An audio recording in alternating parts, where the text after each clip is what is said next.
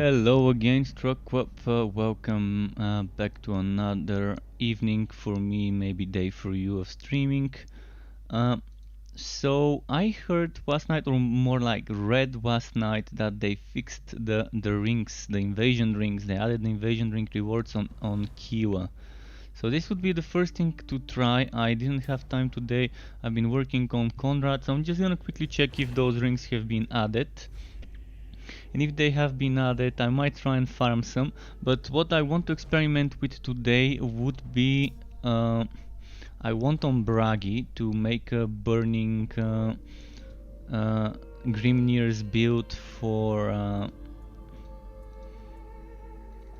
what's its name, this skill, the wife leech one that drains my wife and also drains wife. I forgot the name.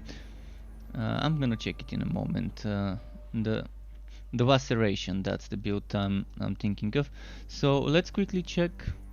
Yep, they've added those rings, so I can now actually get some rings.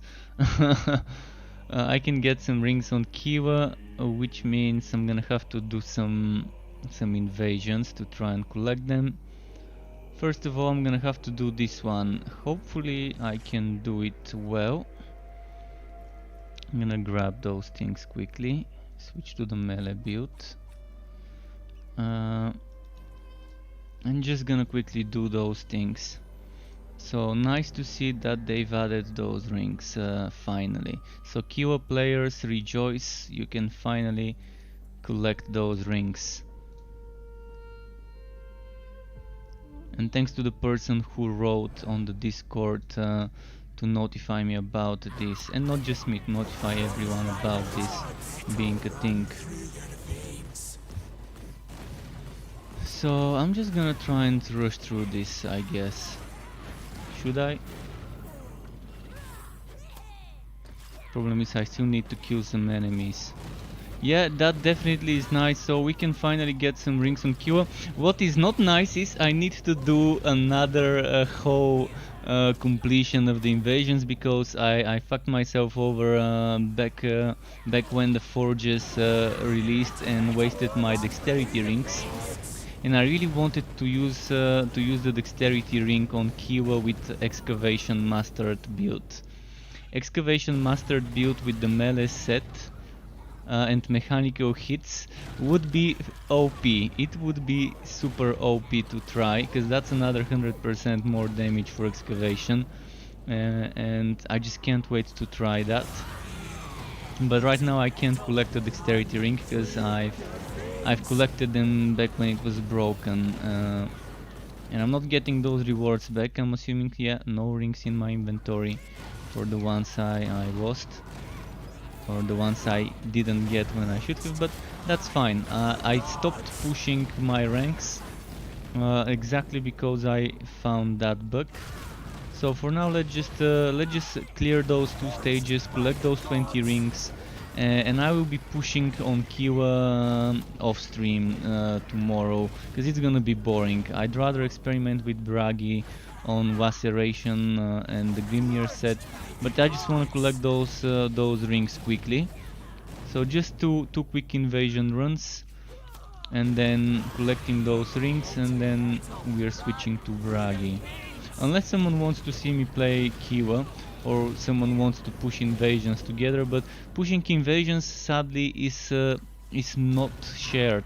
So if we're pushing invasions, it's gonna be the one who starts the invasion who gets the progress, which is kind of bad, because it's always nice if you can push together. So for example, I'm pushing my invasions, and while doing so, whoever's joined me is getting their own progress completed.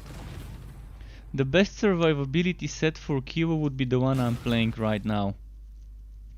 Anvil Strike helmet, chest, legs, boots, and gauntlets. The Anvil Strike Daughter of the Forge set is the one you want for survivability. The set itself gives you survivability, then you have a rock splitter that can give you survivability. Then you can probably use a granite ring for more, or the one that drains energy. Which one was it? But I wouldn't suggest the one that drains energy, because you need the energy for heavy pounding. Unless you're doing an excavation build. If you're doing an excavation build, I strongly suggest using that ring that drains energy but gives you 50% damage reduction, which I don't have to show you. So another sources of damage reduction would be, first of all, this passive. Second of all, this passive. Then third, you've got this passive. Then you can get pallet armor if you want, or Hero of the Desert, or instead of pallet armor you can get something else. There are sources of damage reduction that you can stack with this set. It works well. This one also gives you damage reduction. Move Mountain. Engineer of War also gives you damage reduction. So this would be the most face tanky set on Kiwa. But that isn't to say that you can be almost as tanky on a turret build with the other set. You're just not gonna have that much tankiness, but it's still fine. It's still gonna be somewhere near there. Of course, you also have legendary ranks to consider. So there's that. Legendary ranks also being important for damage reduction.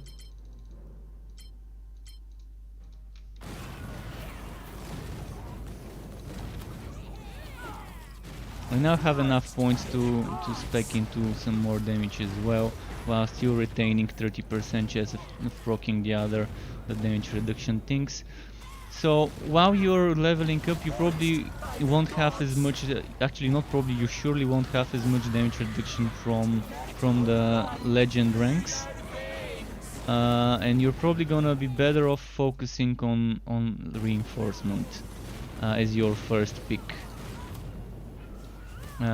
If you're using a cooldowns skills build. If you're not using build with cooldown skills, of course, you're gonna wanna focus on other things. Okay, now we've unlocked one of the rings. Now just before we do anything, I'm gonna quickly test if it works. So I can now collect, and I'm gonna go to rank 1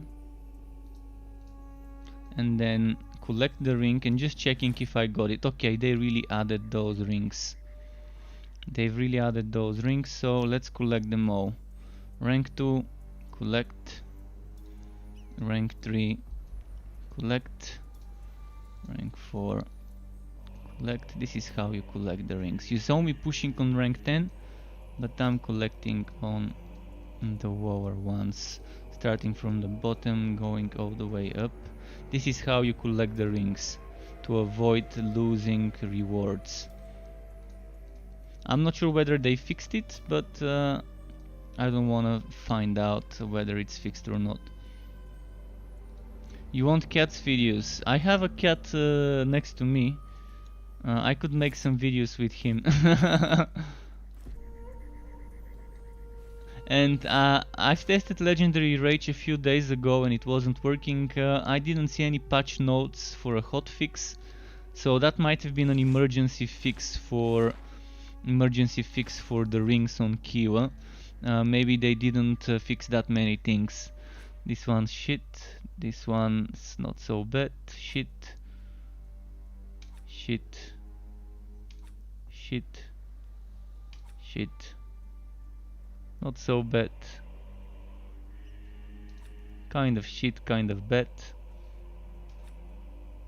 So let's see, with crit chance I've got this one, which is nice. Crit chance, cooldown reduction and health drain, even some counter attack in the mix. What else has crit chance? I think only one of them has crit chance, honestly.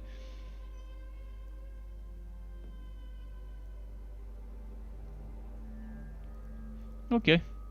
Not that I'm gonna be using the dexterity ring, the shadow ring I mean, for dodge, but might as well check it in the storage in case the ring gets changed to not give 10% dodge, but to actually give 25 or 30% dodge chance or something like that.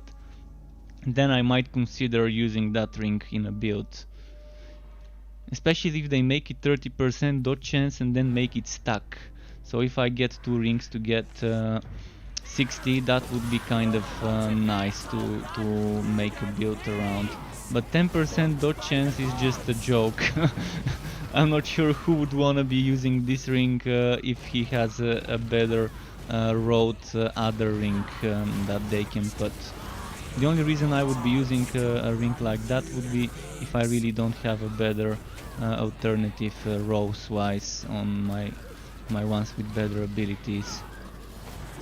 Or if they make some sort of a hero that has dodge chance in their god skills and passive skills to stack with the 10% from the ring.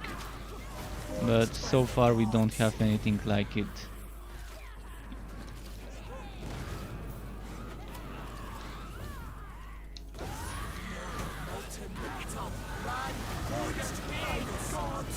I'm gonna try to speedrun this, but the problem is that map is not that great. If I run too fast, maybe some enemies won't die. Then I'm gonna have to backtrack, and there aren't enough enemies on the map sometimes. So I'm gonna make sure I've killed enough enemies before I run to the boss. But after that I'm gonna collect Rings of Resonance, and Rings of Resonance is something I really wanted to try. Using on both this build and on the turret build for extra stunning. This build actually has a lot of sources of stunning and increased chance to stun with melee hits, so maybe with Rings of Resonance it would be even better.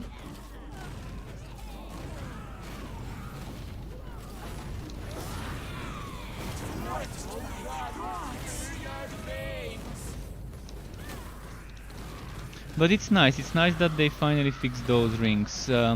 I did not expect this. I did not expect them to do some sort of emergency hotfix. I thought that they would be focusing more on big updates as they have been. It would be nice if they do for like 1 or 2 weeks after a patch hits to do bug fixing and hot fixing like some other gaming companies do. Like just look at Wast Epoch. Wast Epoch released that that Wast patch they released a couple of weeks ago, and since then they released like 4 hot fixes or 3 hot fixes for that 0.7.8 version. So they released 0.7.8, then B, C and D hot fixes. And this is how I think a gaming company should be. If something goes for a hot fix, try and fix it quick. Leave the big content for the big patches, but small hot fixes are always nice when they do those. Alright, we are done with this ring. So I can finally grab those rings. Going back to rank 1, let's see the chat. Hi Terry the tank again. You finished the campaign, not sure what I do now. Well Terry, what class are you playing? I can give you some hints what to do if you finish the campaign. There are few things to do, but the best thing to do would be, first of all, do you have red items? If you don't have red items, you have a few options. One of them, Tower of Chaos on something like Chaos 1, 2, 3, 4, whatever you can handle. Just do one run of Tower of Chaos, pick the wood, leave. One run of Tower of Chaos, pick the wood, leave. If that doesn't give you red items, then try boss rushes in Act 3. I'm gonna show you how. Again on Chaos 1, 2, 3, 4, whatever you can handle.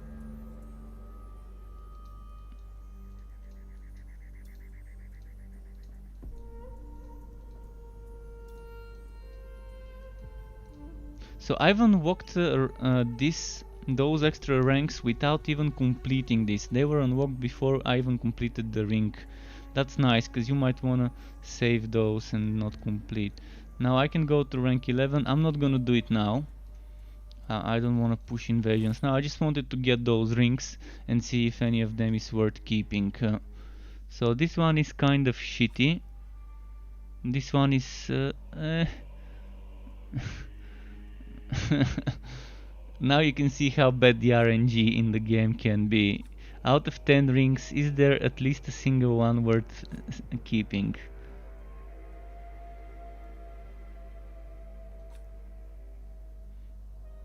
This is probably the only one worth keeping because of the crit chance, but it doesn't have cooldown reduction. This one has cooldown reduction but no crit chance, and the rest is kind of shitty. For Kiwa, this one doesn't have either of those. I mean, this one would work very well on a build where I don't need cooldown reduction, so I'm probably gonna keep that for a build that's all about excavation, which I wanna make. But for a build all about excavation, Ring of Resonance is not the thing I want. I'd want the other ring that I can't collect. What about this? Crit chance, crit damage.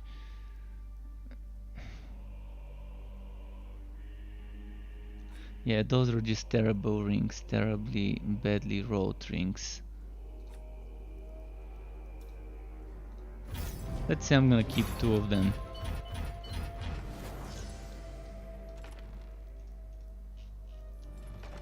Okay, going back to Bragi now.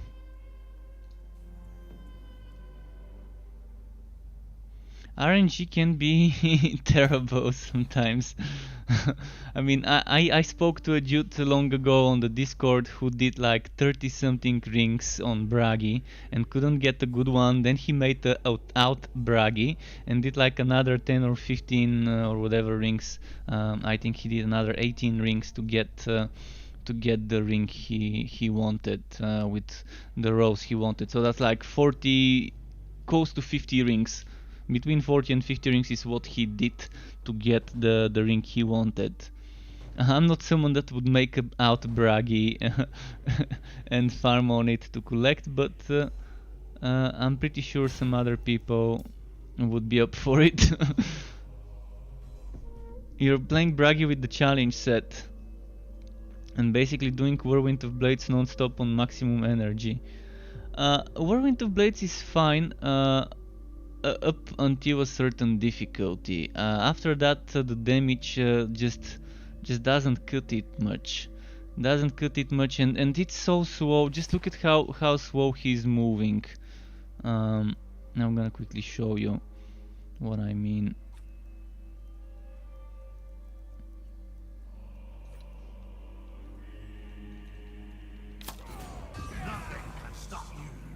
Look at how slow he is. And even if I put something that gives me movement, like let's say I change my god skills quickly. Let's say I do something, I just get some points here to do this one for movement speed. And let's say I put this for movement speed over here, and you're gonna see I don't move faster. I move faster, but not when I'm using Whirlwind. He's spinning faster, but he's not moving faster, it seems. Actually, he's probably not even spinning faster. Let's do the comparison again.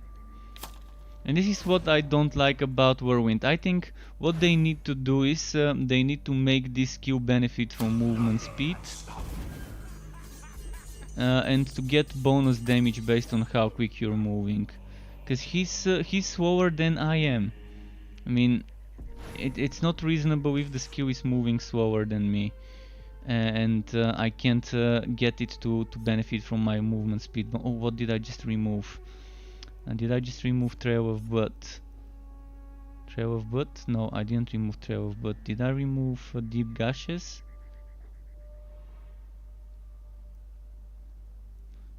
Wow, I don't remember what I removed there. Fighting Spirit, Deadbolt, let me quickly check. Oh, I removed the Duelist Chain Reaction, there we go. So, yeah, let me just return this build to the way it was, just so it's sorted.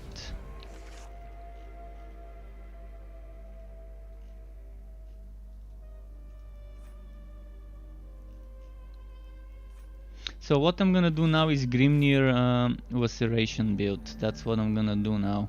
A Grimnir fire based Laceration build.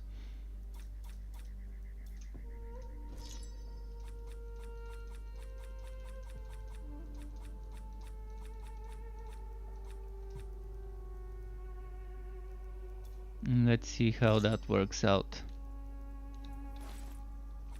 Patient one. So first of all I need my items transferred to the Grimnir set. And laceration. What I'm gonna do now is I'm gonna go for the wife drain.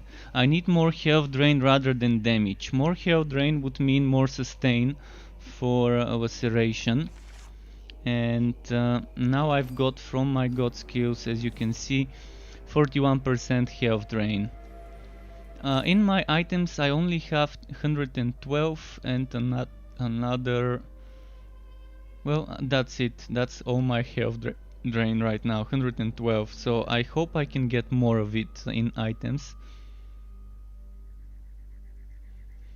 You say Whirlwind of Blades is good for survivability. What do you mean Whirlwind of Blades good for survivability? It's terrible for survivability. It's one of the worst skills for your survivability because it's keeping you almost in one place. You're moving so slowly, you're so susceptible to attacks, and you cannot use Whirlwind of Blades and use Ancestor's Gift while channeling. At least last I checked you couldn't. Let me try it again. Can I do it?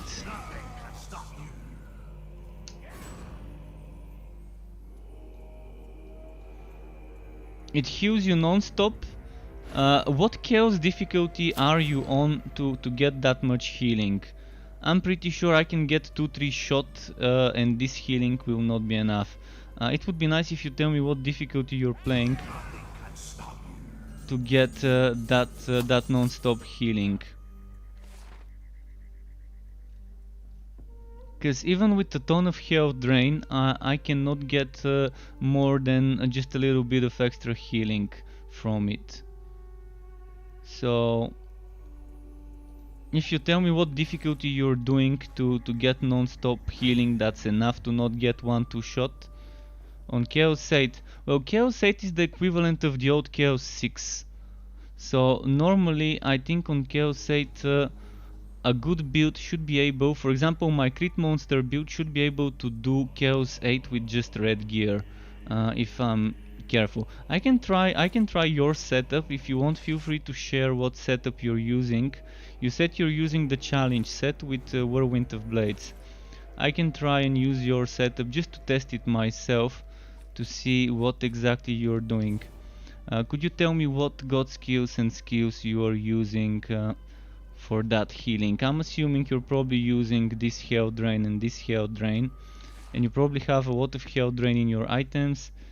And if you're keeping your energy up, you're probably using one of those two skills maybe. I won't mind testing your setup to see what you would be doing for that.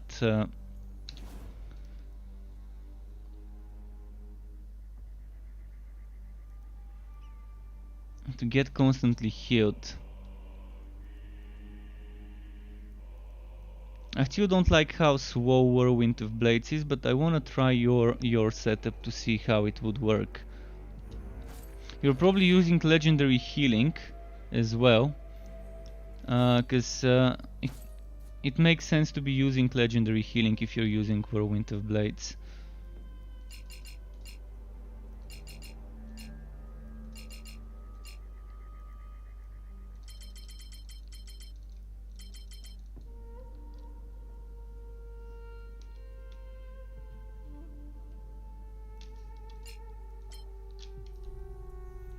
Yeah, it makes sense. I mean, without legendary healing, I can't see this working that well.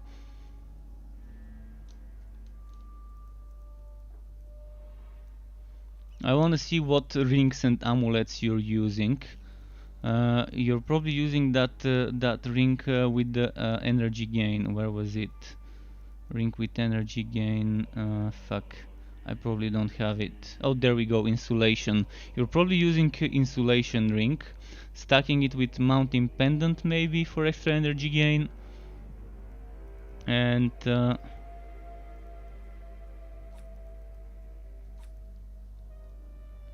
You have a 40% bonus on Whirlwind of Blades from the items. Oh, you're using that thing. That's kind of I'm not gonna even bother doing this. This is just I'm gonna waste my blessings trying it. Especially if it's just for Chaos 8, when I know I can just breeze through Chaos 8 and 9 with the other build with better speed. I'm just not even gonna waste my blessings on a setup like this. Should have started with this. Should have started with this. 40% extra damage on Whirlwind of Blades. Do you know how much damage you're losing just to get 40% damage on Whirlwind of Blades? You're losing a lot of extra damage you can get from damage gems, and you're also losing potential HP or potential counter-attack damage just to get it. Feel free to post on the Discord channel or somewhere some screenshots of your god skills and passives and the blessings you're using, because it would be much easier to see it like that. But right now I'm just gonna go back to the Grimnir setup and do what I wanted to do. So I want a Laceration build right now. So I'm gonna try and do this. And let's remove that one because I don't need it. So the question is, do I want to use this one? I probably want to.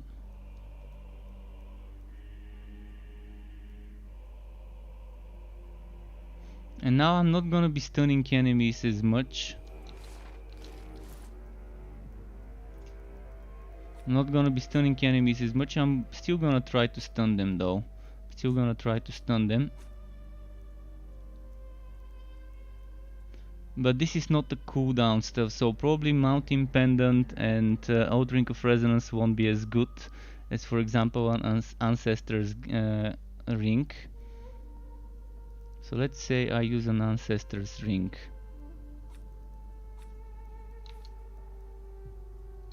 Stunned enemies take more damage, stunning an enemy also inflicts bleeding, and this one I'm gonna try and figure out something better than this, but I don't think there's anything better.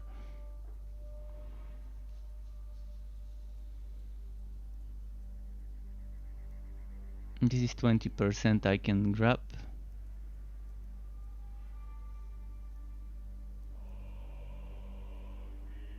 Does this do bleeding or just fire?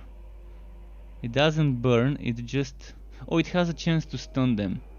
It has a chance to stun them, so it works well. It works well like that. And I've increased the healing, and I don't think I need Fiery Ring of Tori right now, but we'll see how it goes. Let's just make sure we are... Okay, we are at Chaos 8. First test on Chaos 8, then test on Chaos 9.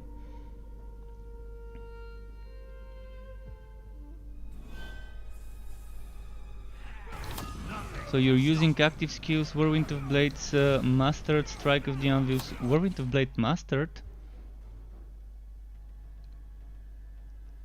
Oh, you're using the cost reduced based on rage level, you're not using the ranged attack one. Yeah, because this one, the ranged attack one is very good for Grimnir, to stack with the AoE aura. Because the secondary damage of this one is so strong. So you're doing the cost reduction based on rage level. That's nice. That's actually pretty nice. I used to play with that one some time ago when the skill wasn't that weak. When the skill wasn't that weak, like when Chaos 7 and 6 were the limit. Damn, I'm losing so much HP with this setup. It's unbelievable.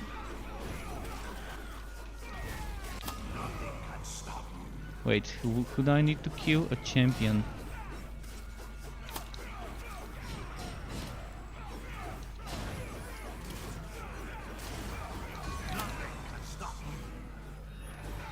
I'm so not used to not having the jump.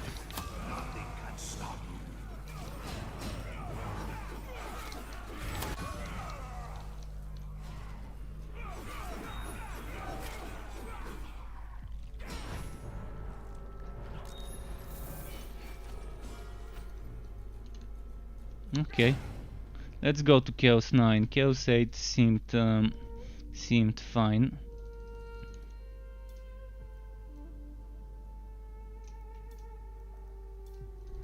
Now let's test. Wait, did I fix the legendary ranks?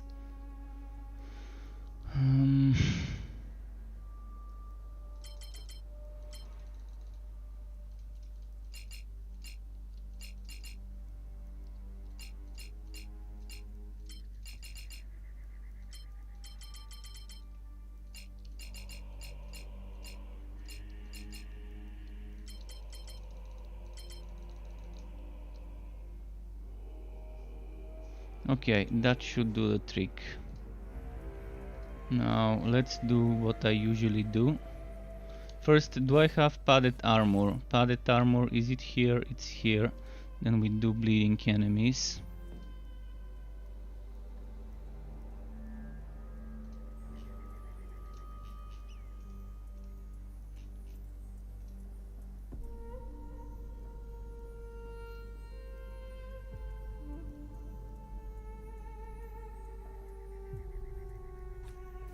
Let's see this.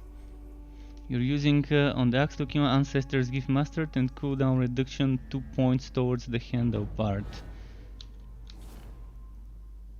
Wait, are you playing on PC? Are you playing on PC?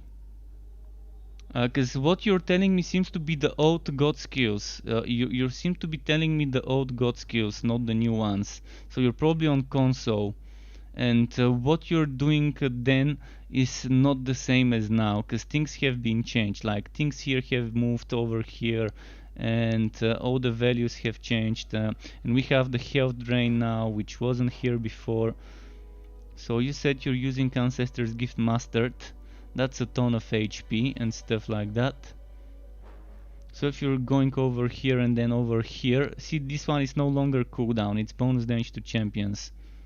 So what your build is not something I can try even if I want to. Starlooking Godfrey, Grimnir's Bevel Mastered and down on cooldown reduction all the way after second wind superior. See, cooldown reduction is no longer here. Cooldown reduction has been removed from this part, so even if I want to test the build you're using, I cannot, because this has been changed completely. Like the whole god skill tree was reworked and all the things have moved. And it's been reworked in a much better way, so keep that in mind as well. So you're using Grimnir's Bevel Mastered over here, which is where some of the cooldown went, by the way. So your build would probably be better now with the changes. So once you hit, once you can get that that update on your platform, you're gonna find out you're probably gonna have more damage, more HP, more cost reduction, more armor, more cooldown. Everything should probably be more, with maybe not that many reworks. You just have to find out where the cooldown went. So if you're on Xbox, whatever you tell me, I cannot even try it, because it's gonna need some heavy changes. I'm not a fan of the damage I'm doing. That's so bad, this damage I'm doing right now.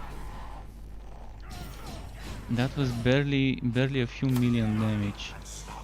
My aura was doing more damage than Laceration earlier. Maybe that enemy was just buffed.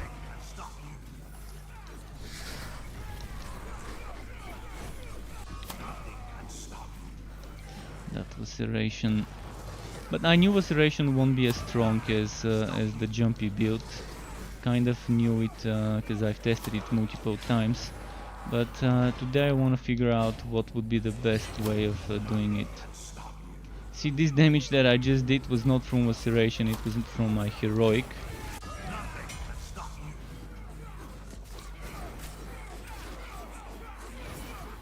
And if I just move around, they're taking like 20 million just from me moving around them.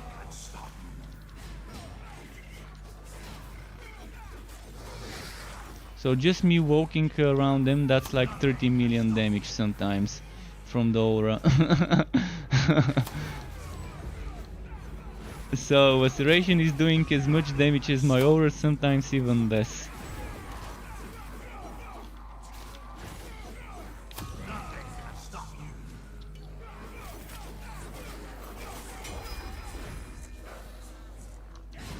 If only Laceration didn't cost that much HP to use.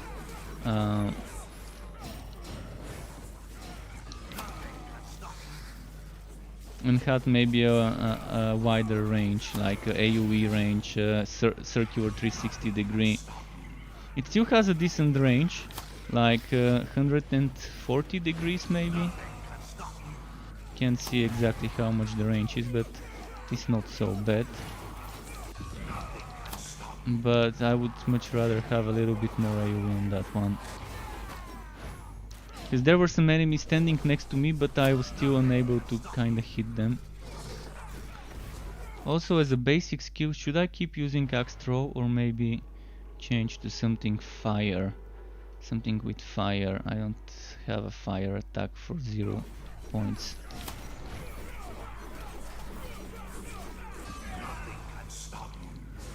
You have a lot of cost reduction from items. Yeah, cost reduction from items does stack up well, but I'm telling you, your build, I can try and make it better even without using the same blessings.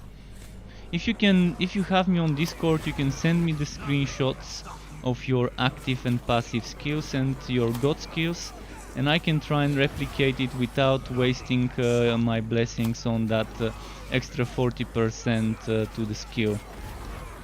Because that extra 40% to the skill would only apply to the skill, and health drain actually does not seem to get modified based on how much damage you do and things like that. And you can get so much health drain now. You can get much more health drain. But the thing is, I'm trying to get builds that can do Chaos 9 on Bragi. And I don't think Whirlwind of Blades would cut it when it comes to the survivability. Even now with all the changes. But it would be fun to try it.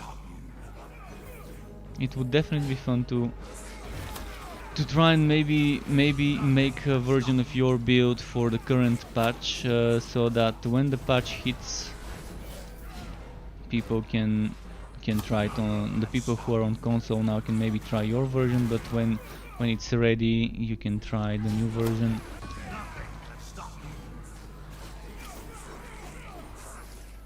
I mean, you can see Laceration works, for example, but Laceration is nowhere near as good as the jumpy build. But it's in a better state than it used to be, so... But the main reason it's working is because of the set I'm using. That's probably the main reason why this is working so nicely. Just look at that, 25 million without me even hitting them, 29 million just from me walking around next to the enemies without duelist chain reaction. If I get duelist chain reaction, let's see how much I can get that to become.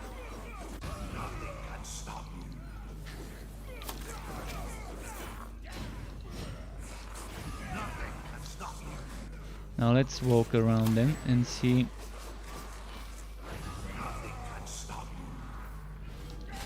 I got the duelist chain reaction down to not what I wanted.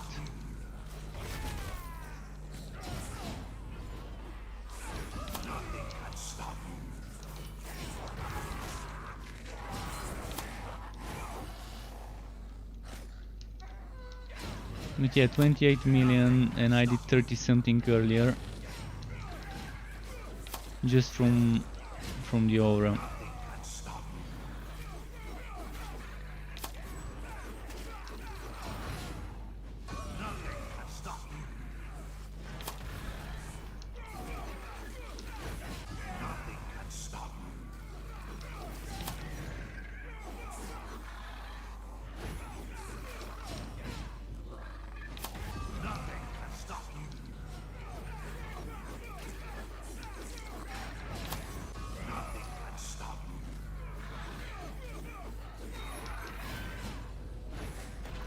Okay. Okay. Double the greeny green. So this restoration build is good to go the way it is. Not as good as the what's it called, the crit monster, but it's still okay. And it's still kind of a version of the crit monster because it's using the same passives. But instead of the jumpy setup, it's using this skill, and it's fine. It works for Chaos 9, works well. So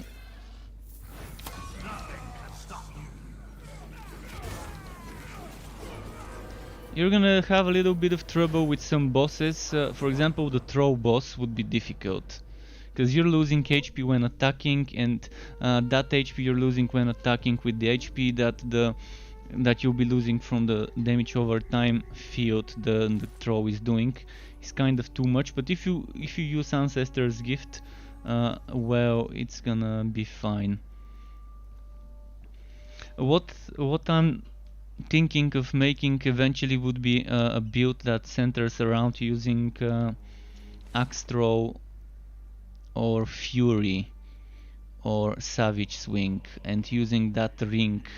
Probably Fury would be the best option because Fury has armor piercing, and I'm thinking of making something like that eventually, with those rings. Was it Ring of Dexterity? I think it's Ring of Dexterity, the one that gives you 100% damage to those skills. Was Fury Mastered Fire? Yeah, so probably the same set I'm using right now.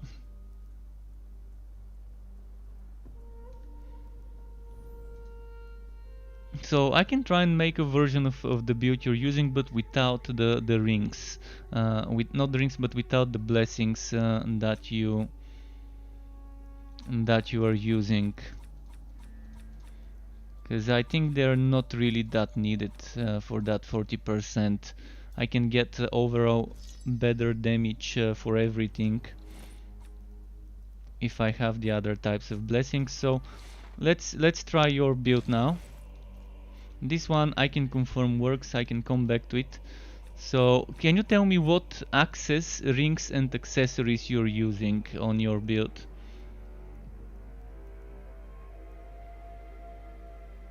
Access, rings and accessories. This is the most important thing to figure out for your setup. And since you said you're using Whirlwind of Blades, you said you're using Grimnir's Bellow. Mastered, 60% movement speed. I'm not sure I want mastered, but here's where the cooldown is. Stun and taunt enemies. Oh, hits generate rage and inflict bleeding. That's nice. Superior is fire damage. Thunderous cry that heals all players and has a chance to stun enemies.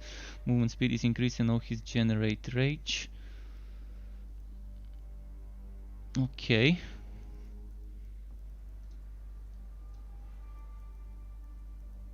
You're using Ancestor's Gift Mastered. I'm probably not gonna go for Mastered. Where was it? Mastered. Oh, here. No, actually it is here. It's fire damage. It makes no sense to use Mastered because it's fire damage and you're not using the fire damage Whirlwind.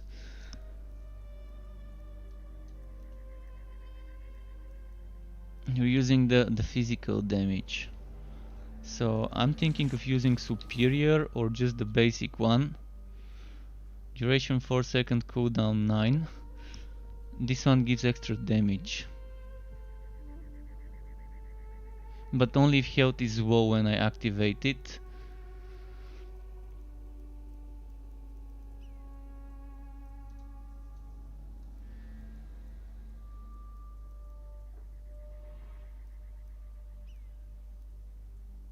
Vote of the Mountain.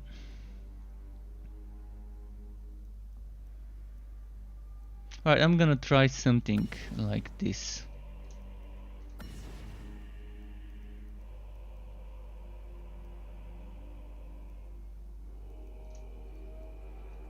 I'm gonna try it like that. So let's go for Fighting Spirit, just the basic one, and then try and get this one. I need 1, 2, 3, 4, 5, 6, 7 points. Damn, that's not gonna cut it. 7 points. That's losing a lot of damage.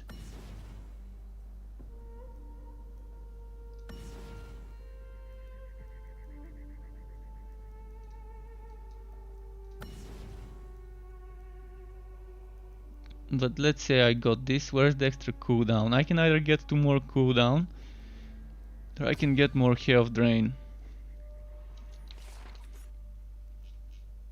And you're probably not using duelist chain reaction, because I'm not sure how many skills with cooldown you've got.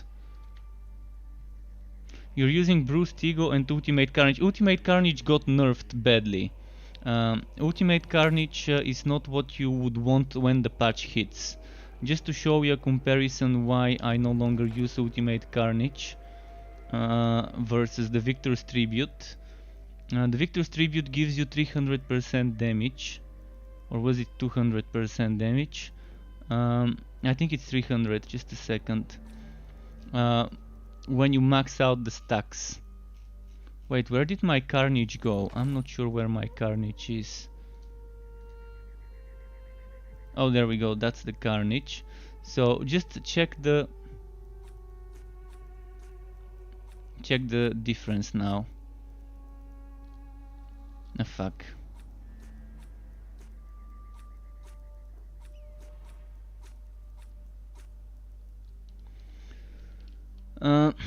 You see, Victor's Tribute, those stacks don't disappear unless you die. So you can keep, if you don't die, if you kill 10 elites, that's 300 damage. Whereas with Ultimate Carnage, you do get 300 damage, but you lose 20 crit chance and you take 20% more damage.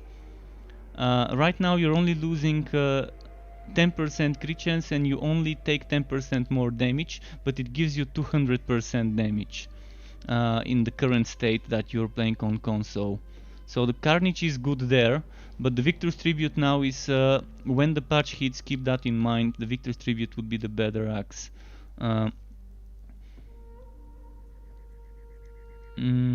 Let's see. Pendant of Endless Slaughter with 50% more God skill damage is what you're using. I've got one of those, not the best one, no crit chance, but which god skill are you using for damage? You do know that this is the one that's gonna do damage. Which god skill are you using for damage? Are you using Blood of the Mountain for damage? Let me check your skills again. I'm gonna go up. And Bram said he's stuck at the quest where you need to get to Durer. The animation plays, and when he ends you walk out of the tomb and the quest just starts over again. Bram, if you're still watching, I really don't know how to fix this. Can you tell me what hero it is? Maybe go report it in the forum. So he's using Hero of the Desert, Master Blacksmith, Eternal Grudge Superior, Master Alchemist Unwavering, Master Blood of the Dewi Superior. He's using Strike of the Anvil. Well, if you're using Strike of the Anvil, it's a Strike of the Anvil build, it's not Whirlwind of Blades build. I mean, are you gonna be using Jumpy Jump or are you gonna be using Whirlwind of Blades?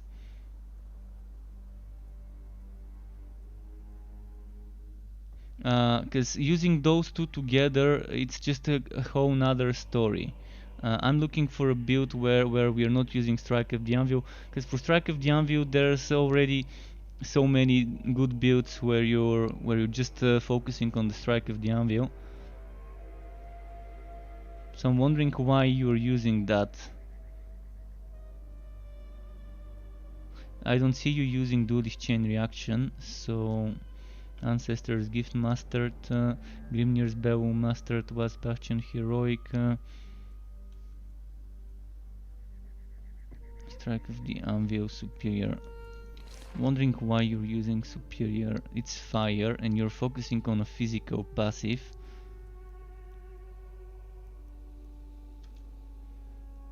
And then yeah, I'm gonna have to remake that to something completely different, because if I'm gonna be using this, I'm gonna try and not use cooldown skills, which means no duelist chain reaction. Let's see the passives first. Here you said you're using Hero of the Desert, Master Blacksmith. Master Blacksmith, where is Master Blacksmith?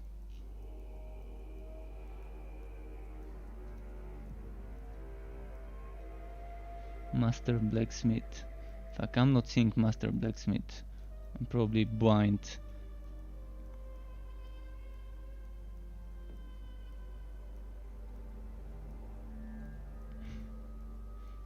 Where the hell is Master Blacksmith? Oh, I see, it's one of those here. Oh, you're using Master Alchemist as well. Yeah, this 10% damage is not gonna be worth it. This one might be worth it, but we'll see. So I'm gonna avoid using those. But Blood of the Dawi seems like a good option that you were using. You were using the superior version.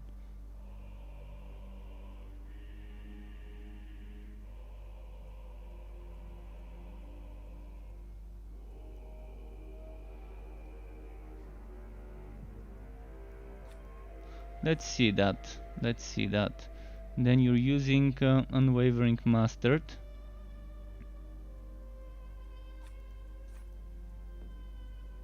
Blood of the Dawi superior, you said. Okay. Eternal Grudge superior. Why superior? Oh yeah, for the rage.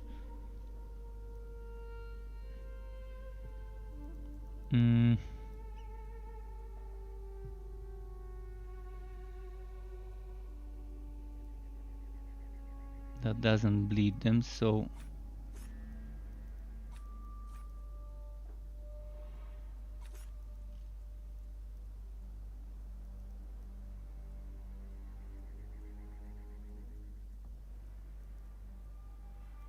I'm wondering if I can make the enemies bleed so I can generate energy. Relentless Carnage would be nice.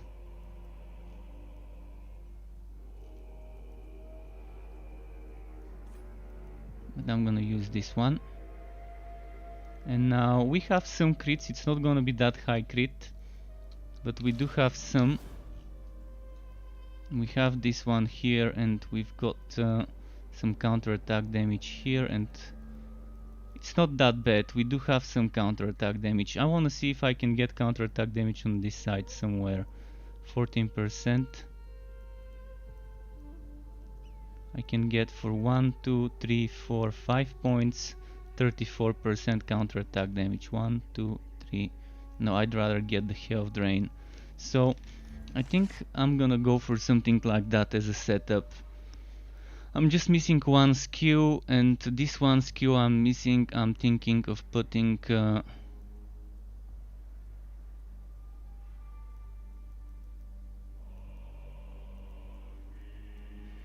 one of those two.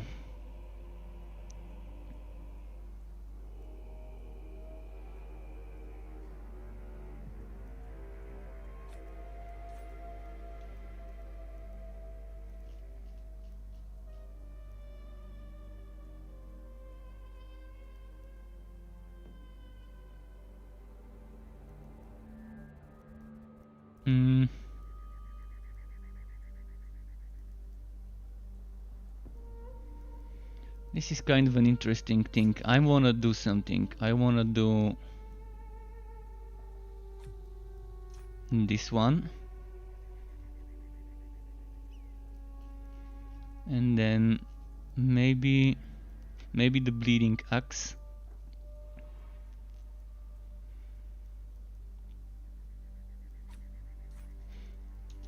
Although I'm probably not gonna be going for the bleeding stuff. It's probably not gonna work like that. So let's see. I'm gonna say, you say you're doing Chaos 8. Let's see if I can do Chaos 8 without problem. But the whole point would be to find a build for Chaos 9, ideally. Tower of Chaos quick test.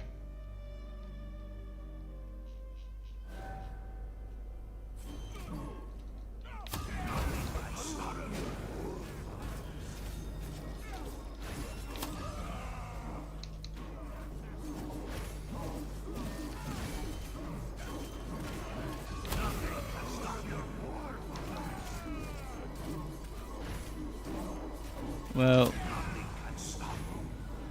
this is just not working. Well, I'm gonna do something else.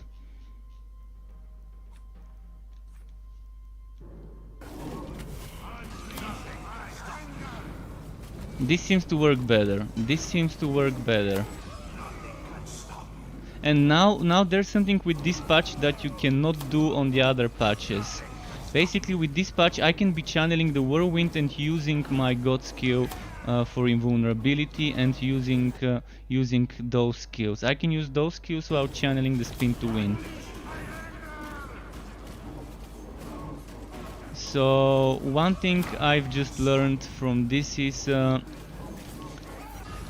there's better ways of making this work, and I'm gonna do it after this fight.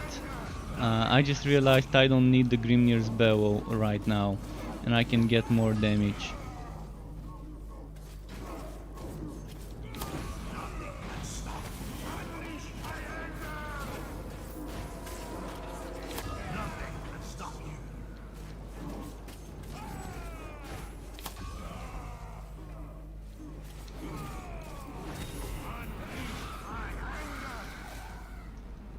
Oh, no.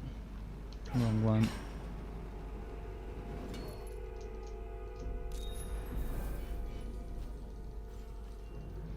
And this is without... I only had 4 elites. So if I get the damage from 10 elites... I mean, it's not as good as a crit monster build, because a crit monster build can do like 90 million crits.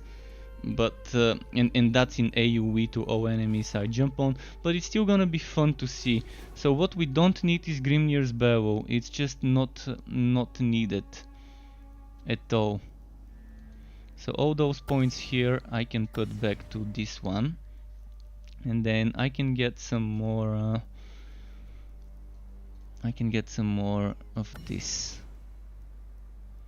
Counterattack, health drain. Alright, let's do it like this. Cooldown reduction, 2 points cooldown reduction. I think there was cooldown reduction with 3 points. No. I can get this cooldown reduction, 5%. And then what we are gonna do now is this one. I don't think I need this one, but we'll see. I think it's gonna be still worth keeping it. Keep in mind there's a delay on the stream. There's a delay on the stream, and not a small one either. So I want that one here, and I want my proper passive here, and there we go. It's sleeping now. The build is sleeping now.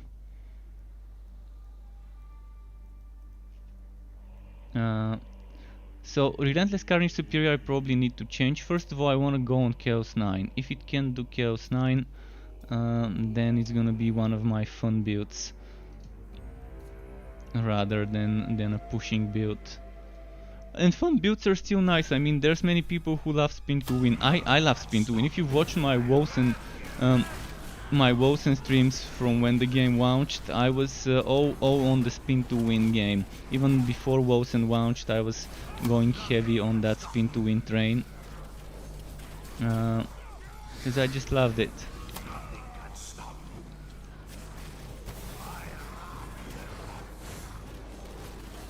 So I don't have 700,000 HP now, but I still have decent HP, and I'm doing Chaos 9.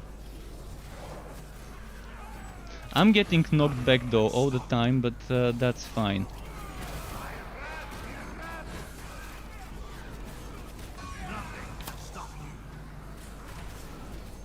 I wanna try something. If I'm gonna lose my sustain with this one, because this one does much more damage.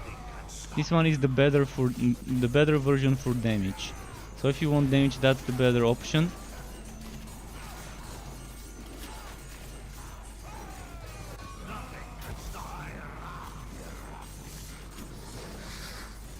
And mind you, if I start killing elites, it's gonna be much better damage, but this map only has one champion. So I can't get my tribute to be worth it. But I'm gonna do a relic hunt in a moment. Of course, for a fun build it's fine. Nowhere near as good as a Strike of the Anvil setup, but I love it. How it's working.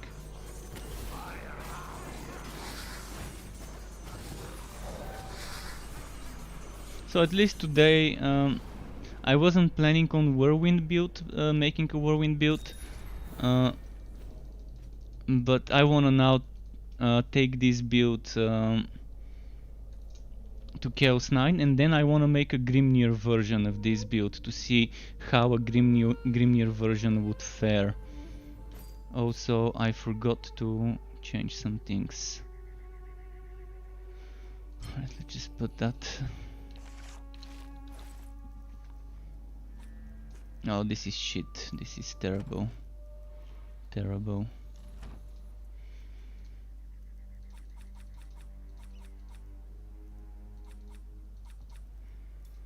But it's fine. So far you saw it worked pretty decently. Let's do this.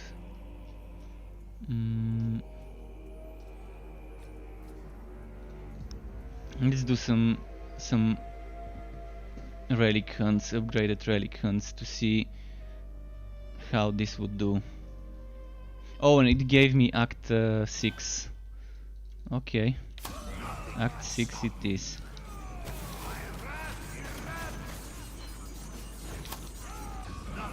So now I can keep my energy up by just using my energy generator while channeling the whirlwind. And that's something that's with this patch. I don't need to stop it to use my other skills. So you can see on Chaos 9 I'm still having troubles with the surviving part with this build, but it's fine. I can still live through it for now. The problem would be when I reach a throw boss. I think I won't be able to handle a throw boss.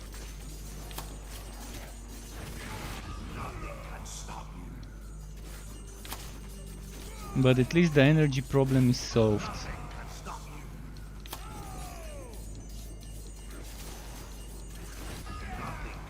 Rage and energy I can keep on max with this, with Vast Bastion. I think Fiery Ring of Tori is what helps with the cooldowns. In fact, Mountain Pendant also helps me with the cooldowns, and as I said,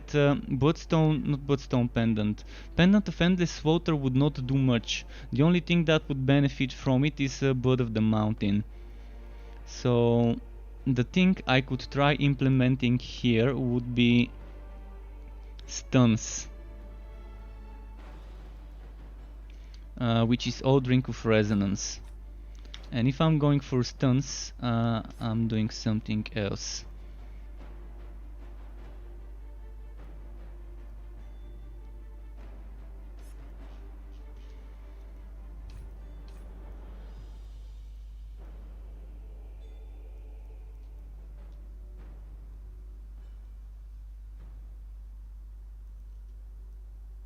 Let's see how that would work. Yeah, Mage is amazing. Mage definitely is amazing to anyone who enjoys that.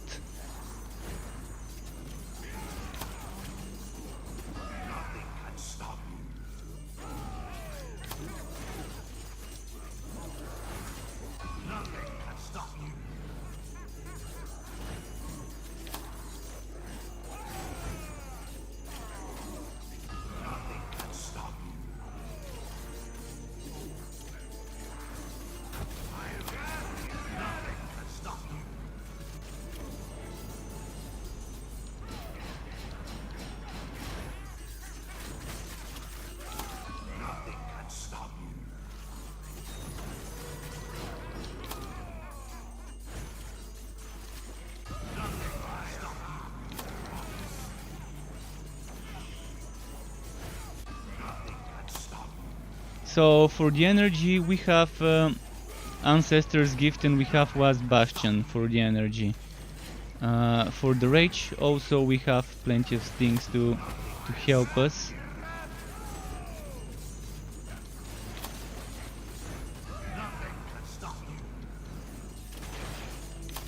But with Grimnir, it would be troublesome. With Grimnir it would be troublesome keeping the energy up. We'll see. But I'm trying to squeeze the most damage I can from the setup. Because right now you can see my Whirlwind is doing less damage than my Blood of the Mountain, which is kind of weird. But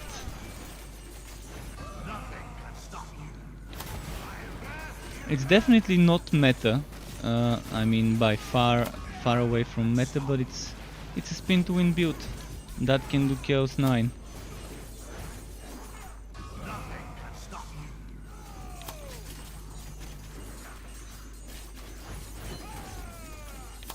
Let's check the damage on.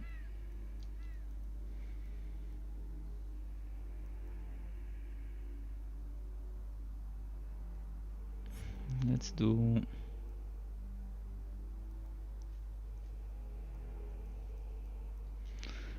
I'm just now figuring out some shit to see what would work best.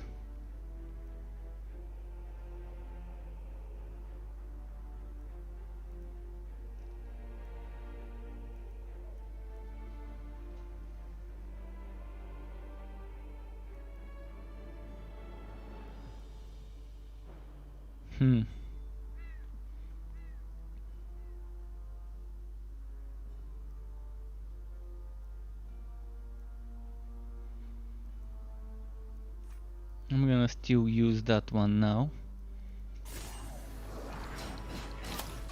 Because while we're channeling we can do some nice stuff here. We can still use skills without energy cost while using the energy cost skill, and it's just almost constant 20% damage.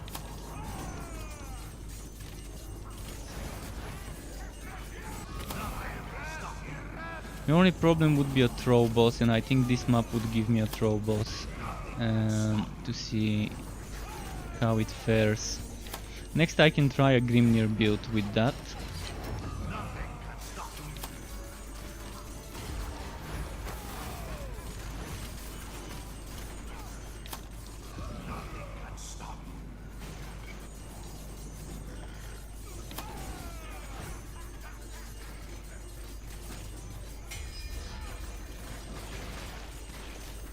So what if I were to change into this one? How would the damage change? Trying to squeeze the biggest damage I can get from just the Whirlwind. Also,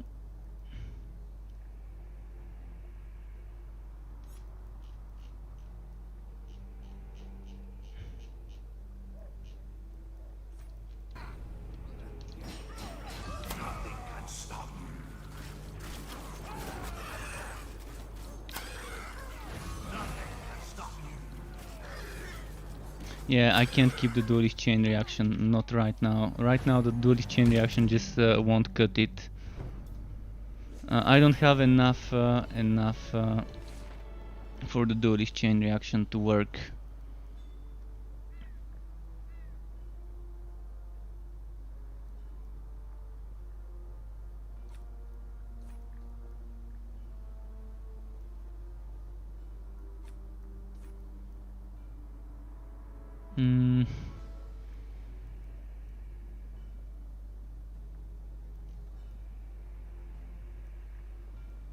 Just thinking of what I can get here, maybe.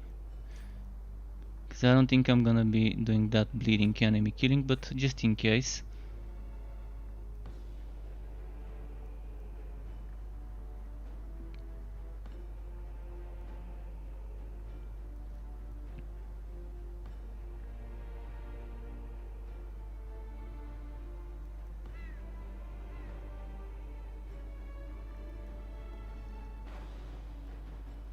I don't think I need unwavering, I'm just checking some things. Become immune to control effects. Wait, why is this not the fire one? I need the fire one there. I really need the fire one.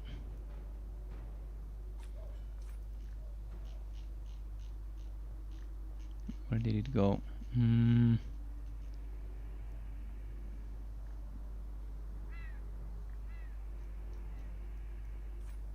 Okay, let's try with that one.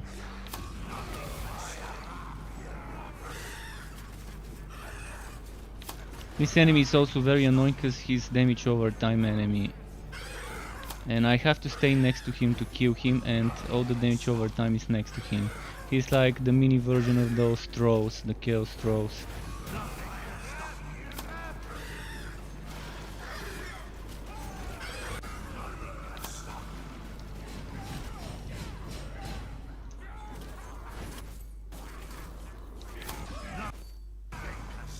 The defense stat is definitely not pretty high.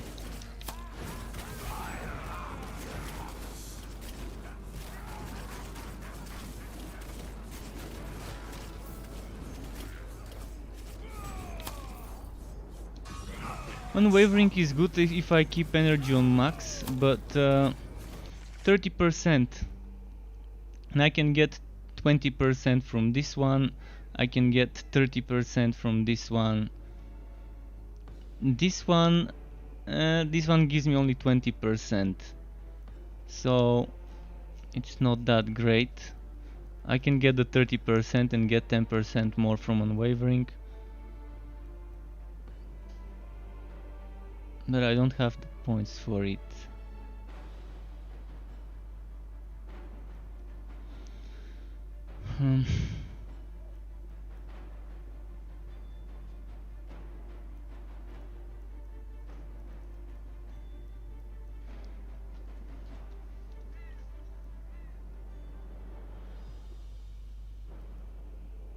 Let's see. I can get that done like this. And change Eternal Grudge. And that's 10% more damage. It's not gonna be that much of a difference, those 10% damage when I've got so many other percents. But it's still an increase. The problem is I have to pay attention to my energy, and I'm not the best person to... I'm not a meta player. Even if you give me the best build ever, that doesn't guarantee I'm gonna play it to the best I can. Yeah, ideally someone would be paying attention to the cooldowns, and as soon as something's up, like as soon as this is ready, use it. As soon as this is ready, use it to keep that energy there.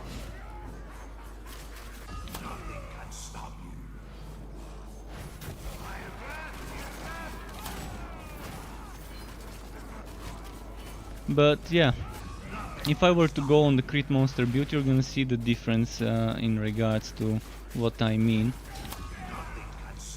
But I also love doing those fun builds. I love doing those fun builds for when you're bored of playing the same build for hours and hours. Let's find where the keeper is. Okay, we got a Mutilate. Let's see if I can tank the one-shot AoE. If I can tank the one-shot AoE, then that's fine. I'm assuming I won't be able to take the hit, but we'll see.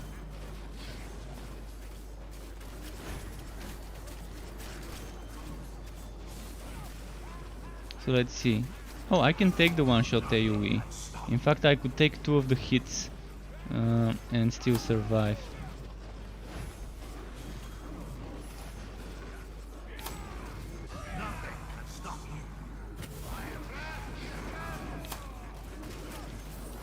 I still think Whirlwind needs to benefit from movement speed bonuses and to get bonus damage based on how quick we are moving, to make this a much better build for this, because this boss would have been dead so many times by now.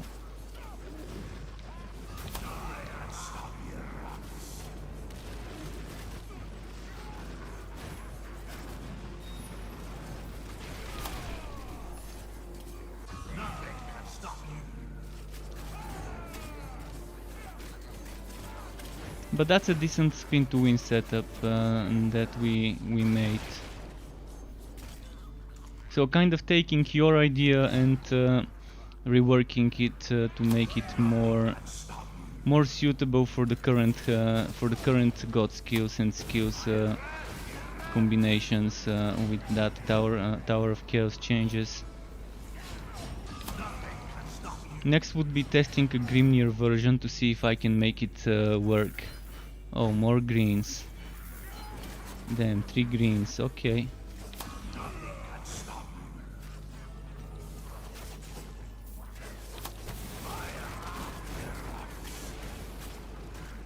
But you can see what does more damage than the spin to win is my fire breath. And I need quickly, guys, 1 minute. I need 1 minute for a peace break. So just give me like 90 seconds or so and I'm gonna be right back.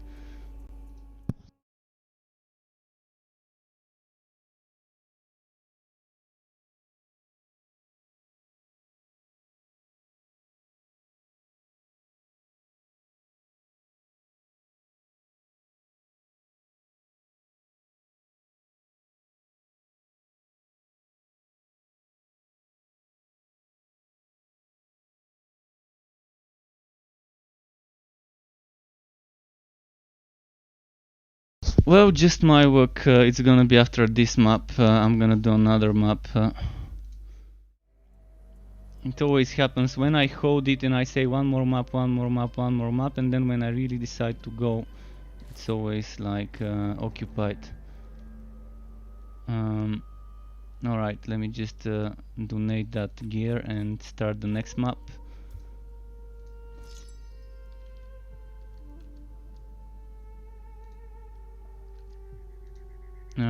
Okay, so we wanted to try Grimnir now. Grimnir stuff. Grimnir stuff.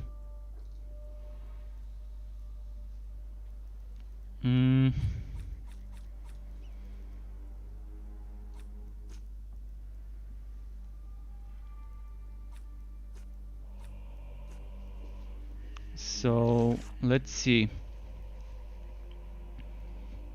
What have we here? I need to try and replicate the setup. First of all, we don't need this, we want this.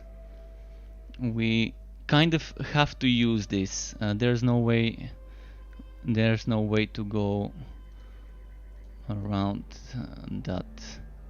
So what I'm not gonna use is probably this one. So I can use this one. And then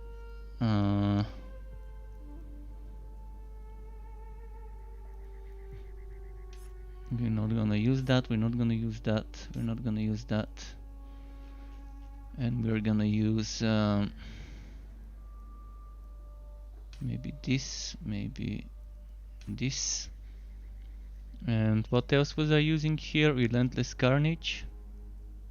For that extra 20%. Oh, I was using Death Blow. Death Blow.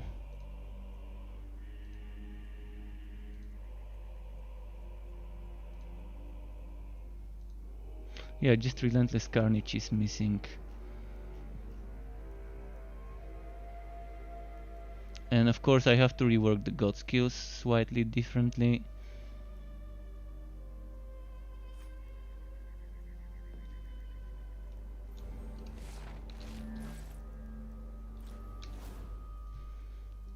So this is focusing on the health drain. Well, let's say I focus on the health drain. Let's leave it as it is. Here I've got more cooldown. It's slightly different because I've got 3 points here instead of those 3 points here. Oh, that's not better. So let's go the other way and do the exact same thing here. And I still have the health drain on both setups. 41% solid health drain. Just need to quickly figure out if something's wrong here. Alright, let's go.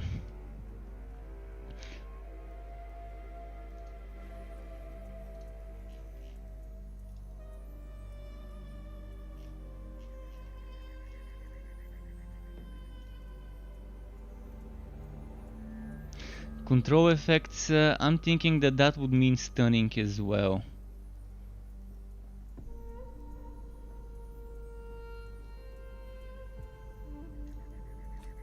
Let's do this.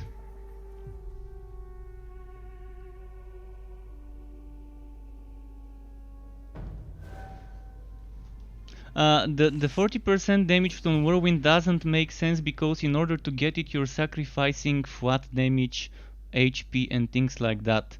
And flat damage would be kind of better in a way.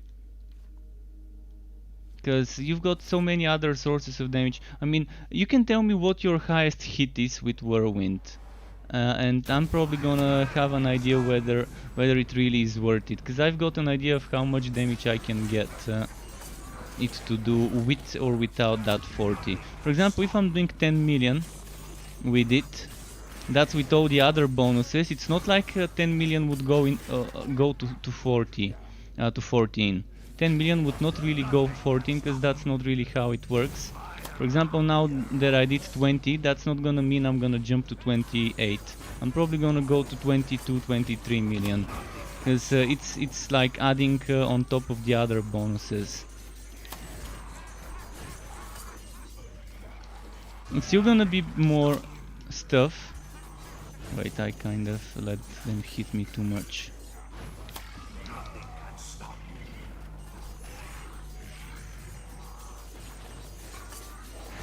And that 20 million I do is not from Whirlwind, it's from my fire aura. I forgot about that one.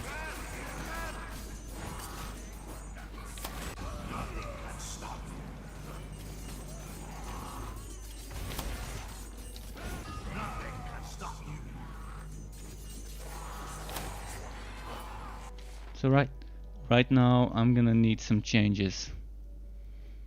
I'm gonna need... this is not the problem, so Eternal Grudge doesn't need to be here. This would probably be needed.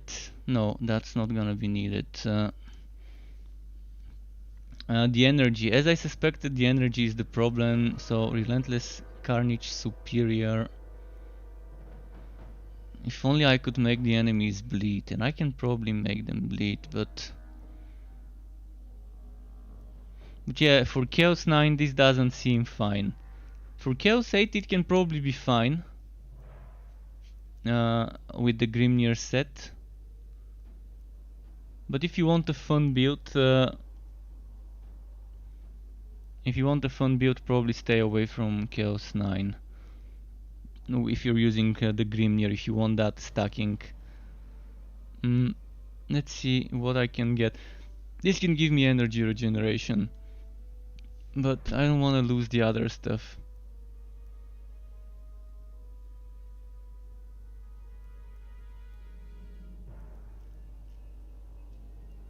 Because let me quickly check the blessing. Do you remember the combination for the whirlwind when blessing items? I just want to see what I'm gaining when getting that.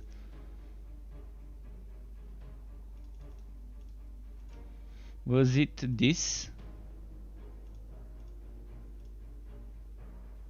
Can you tell me the combination if you remember it, like which colors? Because I really don't remember all of them. And I'm just gonna be guessing here.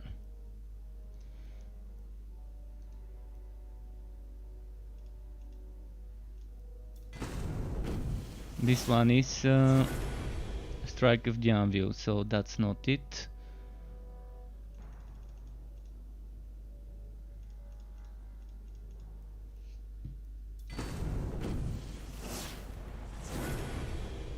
Bird of the Mountain, that's not it.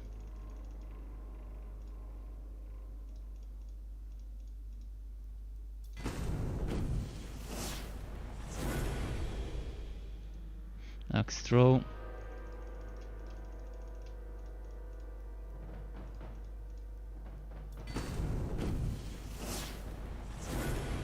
Axe throw again.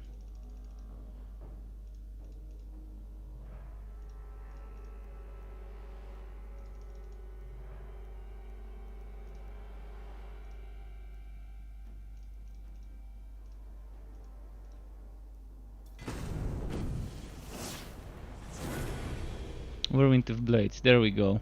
So you're getting crit damage, HP and energy. And that is, you're losing so much damage to get this. So you're losing, in the worst case, you're gonna be having 3600 damage. And you're gonna be having 8000 HP.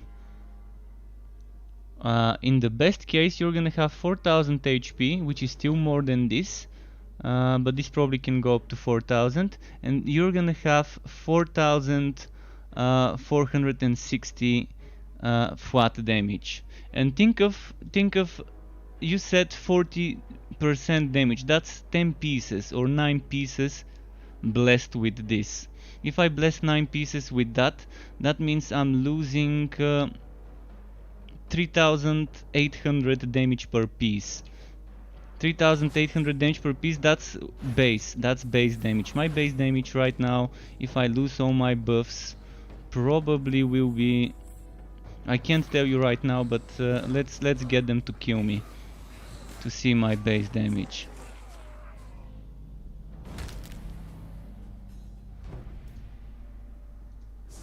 And if you lose that base damage, this bonus would mean nothing to you. So if I lose 36,000, that's losing almost half my damage. Losing half my damage just to get 40% increase on my current half. So that's gonna be like 60% damage loss overall from what I've got right now. Because let's say my current damage right now is 100. And if I go back to 50% and get 40% of the 50% as a bonus, you kind of catch my drift, what I mean. And that's just talking about the flat damage, not talking about the HP that I could be getting and the other stuff. And yeah, I'm getting some little bits of crit damage if I do that. And I will also get some energy if I do that. If I go for this crit damage, HP, energy setup. But I don't think it's gonna justify losing so much damage. For Chaos 8, yeah. For Chaos 9, definitely no. Because for Chaos 9 you would need that damage, and you would need survivability as well. And that also means I'm losing some counterattack damage, and counterattack damage would mean crit damage. You're gonna see what I mean in a moment. But yeah, the main problem would be getting the energy on the Grimnir. Right now my cost reduction is 40% cost reduction, and that's with the passives. That's with the passives I've got. I've got 8.5, 7.7, so 2 pieces. 3 pieces, 2.5, let's say 2.5 pieces with cost reduction. Because that's a legacy item, some of those. Yeah, so I've got like 2.5 pieces of cost reduction. With the Grimnir, what I would need more is cooldowns. If I get more cooldowns for this and this, it would work. Probably not using Blood of the Mountain might help. I mean, not using Code to Oath might help to not lose HP.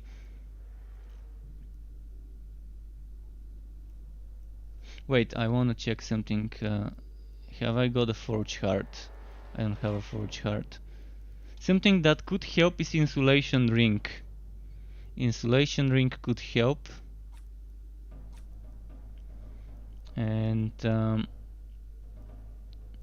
maybe instead of Fiery Ring of Tori, Ancestor's Ring.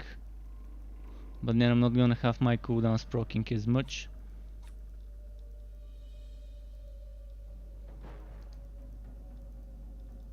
And then I'm gonna rely on this one. And that means I'm not gonna be relying on the stunning and stuff. Stunning and bleeding. Actually this can stun, so I can still get this and this to proc. Let's see now. I also probably am not testing on the best enemies to try this out. I mean, I'm pretty sure if I go to Chaos 8 it's not gonna be that difficult.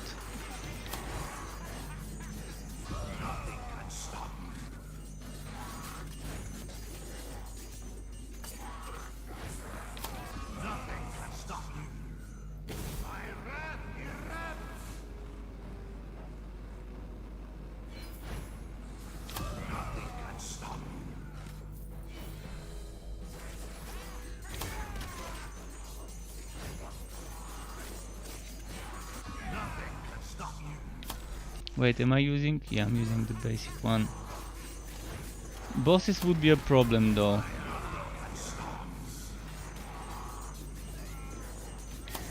See, that's 4 enemies of the type I don't want to see next to me. Those 4 enemies just do too much damage. And here is where the problem is. You can't survive getting hit by 4 of those at the same time. On Chaos 9. There's just not enough damage reduction. And if you want damage reduction you have to sacrifice either energy or damage. So one version is sacrificing energy. Each time you get hit you lose energy. And that's definitely the opposite of what you want. The other version would be this thing. That means you're sacrificing damage to get damage reduction, and HP I don't think it's gonna be really great.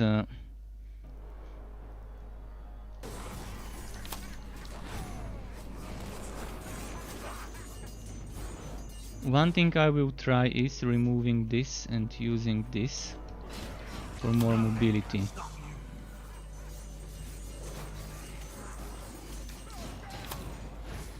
But that's an energy cost skill, so it's probably not great to have another energy cost skill in the mix.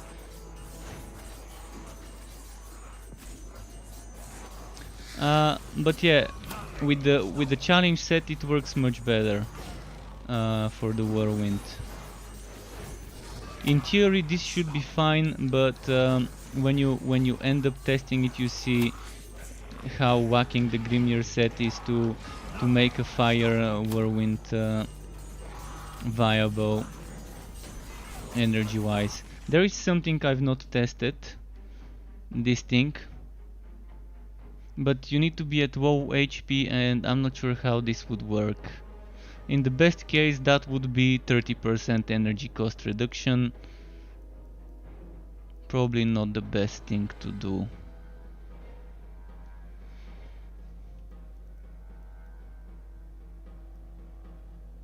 How much energy cost can I get here? Then we really need search. We need search so I can type energy cost or cost reduction just to see where this where those nodes are hiding. I'm thinking they move them around here somewhere maybe.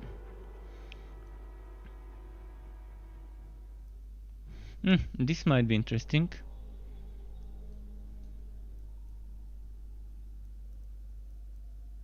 But that's not for this, that's for damage over time kind of thing.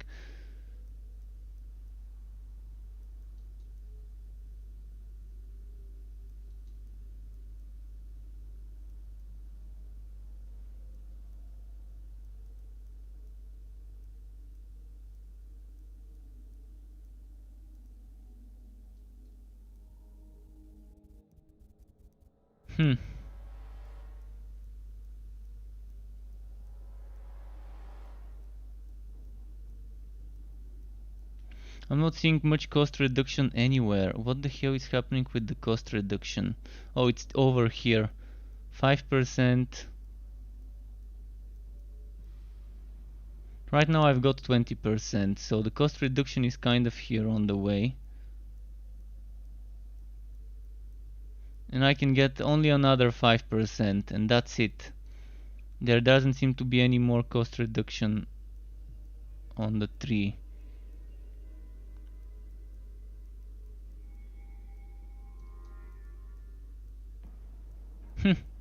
That's pretty strange to only have 25% cost reduction in the whole God skill tree, in both God skill trees altogether.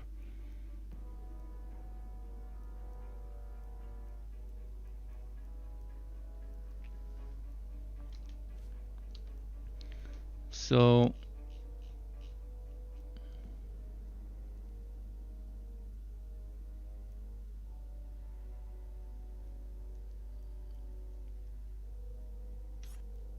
if we do this,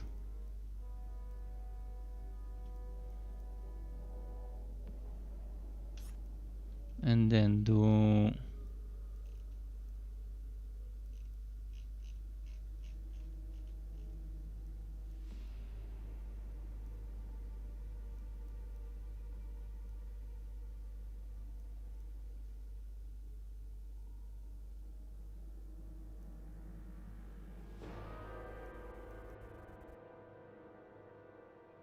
then that's pretty tough to figure out how to make it work. Maybe this still. I want to make sure I'm bleeding, and that's the problem. Oh, I remember something. This one. This is what we need, maybe. 20% chance to bleed with regular hits, with physical damage.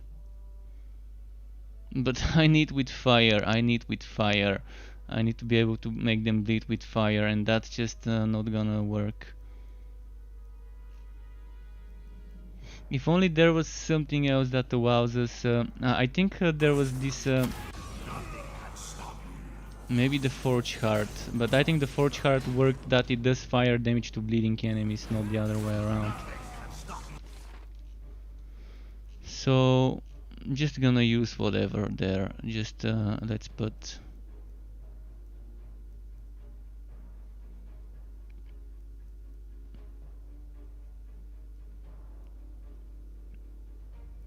What are we missing?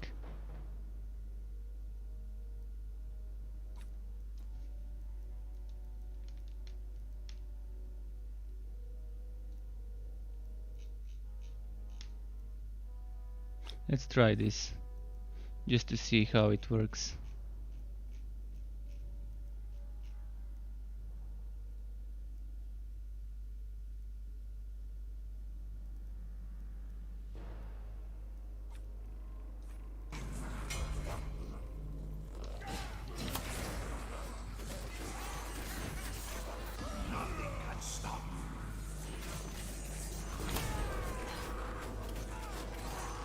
That's barely generating any energy, really.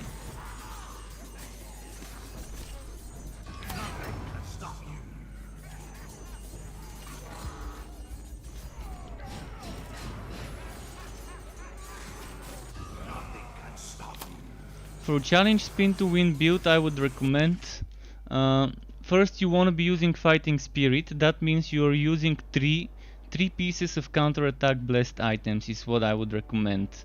3 or 4. My suggestion is go for only 3 pieces counter-attack damage. So for counter-attack damage you want things like this.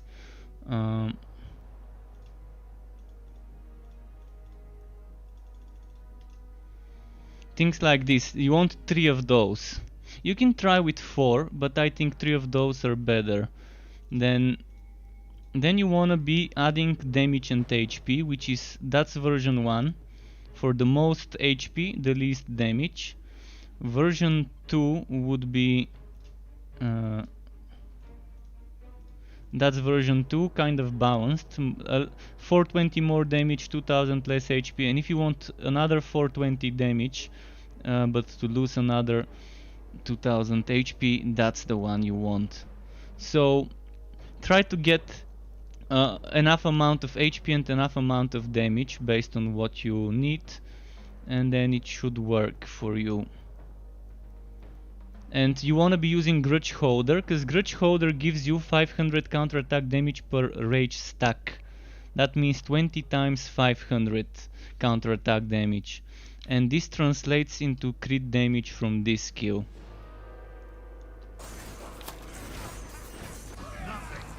But yeah, for the spin to win, you saw how better it was with the challenge set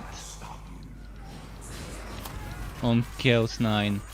I mean, this one I can take it to Chaos 8 just without even using the spin to win, and it's gonna obliterate stuff. Because you can see just without even spinning they're taking 20 million damage. Just from me standing next to them. See? I mean, the spin to win here doesn't help that much. In fact, the spin to win hurts me, because it hurts my mobility. I'm gonna quickly show you something. If I switch to my Strike of the Anvil setup, what's gonna quickly happen, just so you can see the difference between the setups. You've probably seen it, but just so someone who may not have seen the difference, they can, there might be someone who has not watched, maybe new viewers, just so they can check what's happening there. So I normally use padded armor, so I'm gonna try and replicate my setup as it normally is. Trail of Blood is what we need. Trail of Blood.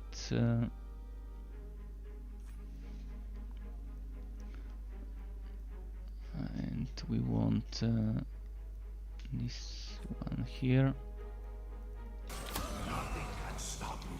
So now, mind you, that's not the best god skills for it.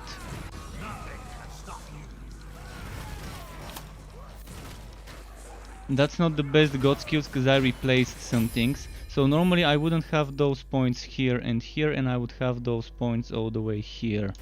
And that's gonna be much more damage. But you can see I'm already doing 50. I can probably get that damage to 70, 80 million right now without getting that sorted. I just need a lot of bleeding enemies near me. And without that counterattack damage that I showed you I was missing, I can probably get that damage sorted to like 70, 80. But for that I need 10 bleeding enemies next to me, which is not gonna happen on this difficulty because they kind of die. And still, even 60 something million. And just see the mobility, see how much faster this is. I can just move and jump and move and jump. And it's just another level of... it's like playing something completely different. And it is something completely different.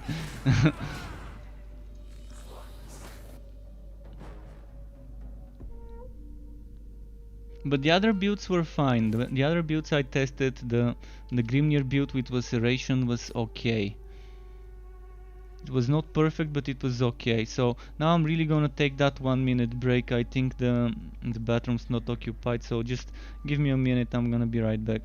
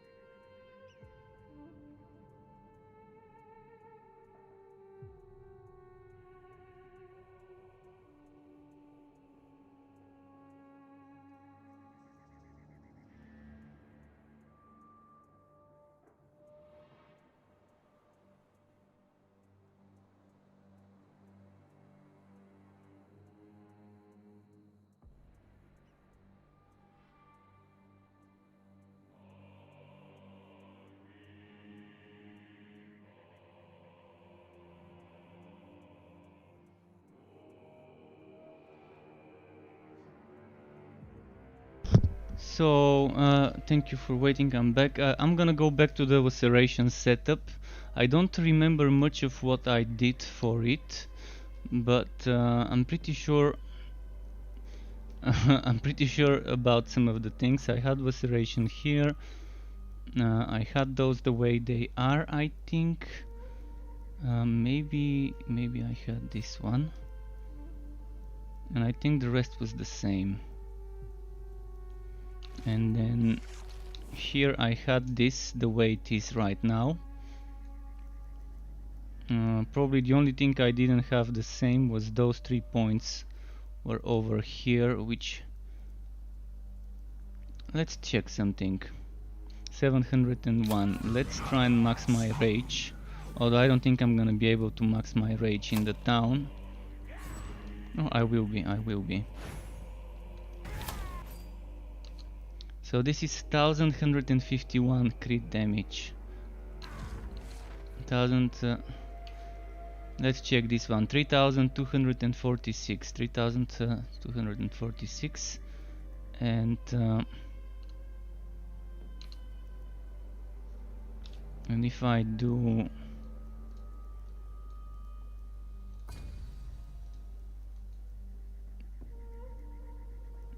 this one,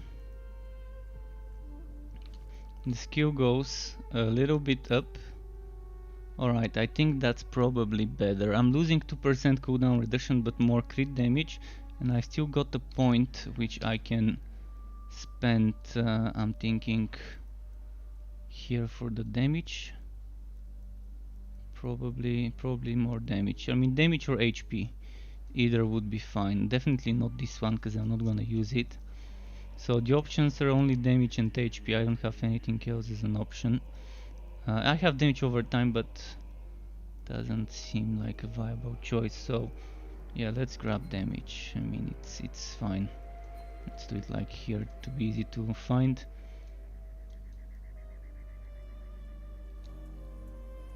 Now, is this an upgrade? Nope. And by the way, you want to have counterattack damage on your items when you're doing your setup on the Whirlwind, the one with fighting spirit. See, this one didn't have. This one is legacy item. Legacy item, you can see it only has 652 counterattack damage, but it can have over 1500, close to 1600 with the new numbers since the Forges update. So this was dropped before the Forges update. You can easily tell by the amount of counterattack damage it gives. The same goes for rings, amulets and stuff. All of that got bumped to double roughly what it can drop. So you can see my accessories. Actually, I now need to use this and Fiery Ring of Tori. And you can see those don't give me good counterattack damage. This one is a new item, this one is an old item. So this one can give me up to 2000 instead of 995. So I've got one old item, two old items,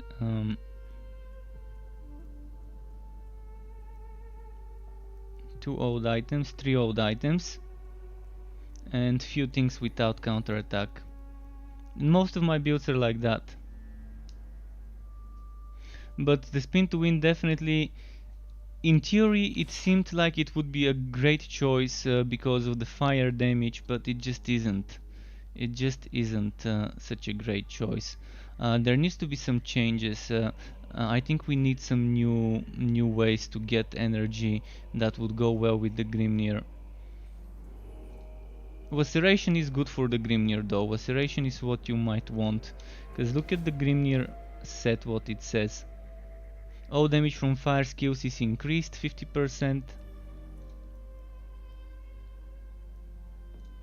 Have I got a token? I've got a token. I'm gonna do something difficult as a test. For a Laceration build, this should be a difficult test.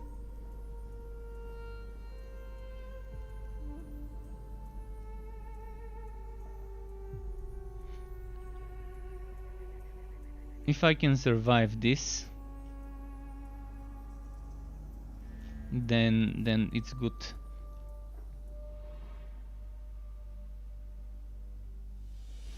Because with Grimnir, the general problem with Grimnir always has been for me surviving.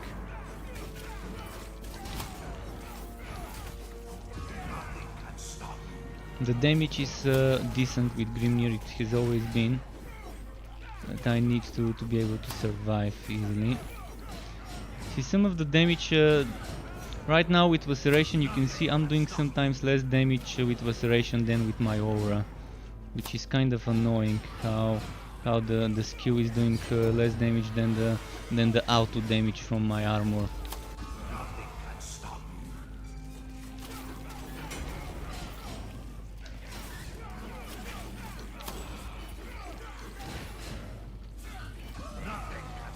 Now I'm intentionally not using Strike of the Anvil, because if I use Strike of the Anvil it turns into a Strike of the Anvil build, and I've got Strike of the Anvil builds, so the whole idea of me experimenting with Bragi today is to try something that is not Strike of the Anvil.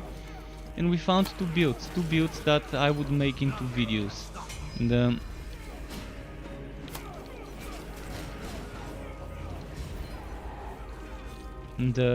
the Whirlwind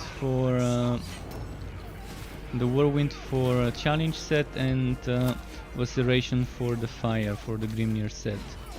Both seem to be okay as a synergy, to work fine. They don't seem to be meta, but they seem to be good enough to do Chaos 9.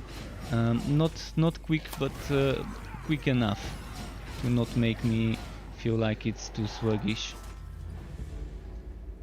Much faster than the two builds I uploaded today, which I don't suggest to solo on Chaos 9 for Conrad.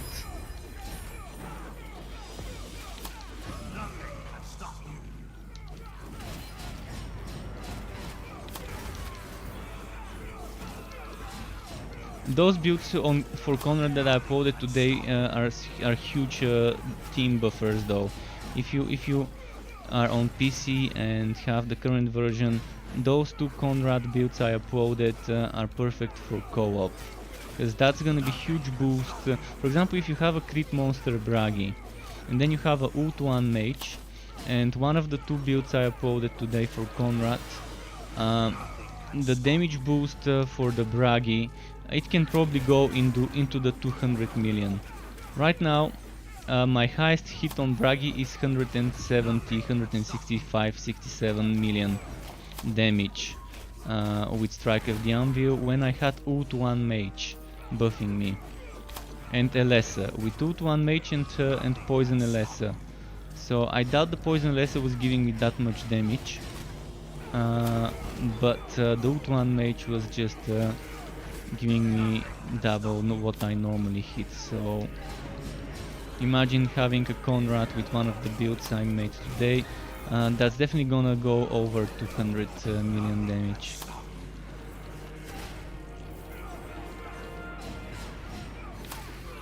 You play double the Bragi. Well, make sure if you're playing double the Bragi that you're taking different legendary ranks. So one of you should be taking Punishment, another one should be taking Endurance, maybe one is taking Reinforcement and Endurance, the other one Punishment and Crushing, or one is Crushing and Reinforcement, or Punishment and Reinforcement, things like that. Oh, also I'm forgetting Healing. Ah, never mind, I'm not forgetting Healing. I'm not forgetting Healing.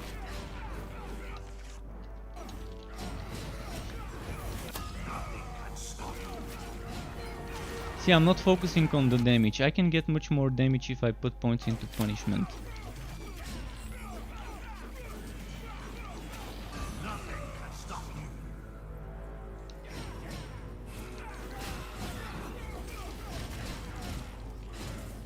But again, the God skills are very different on the Forges version and on the Tower of Chaos version. Many things moved to different places.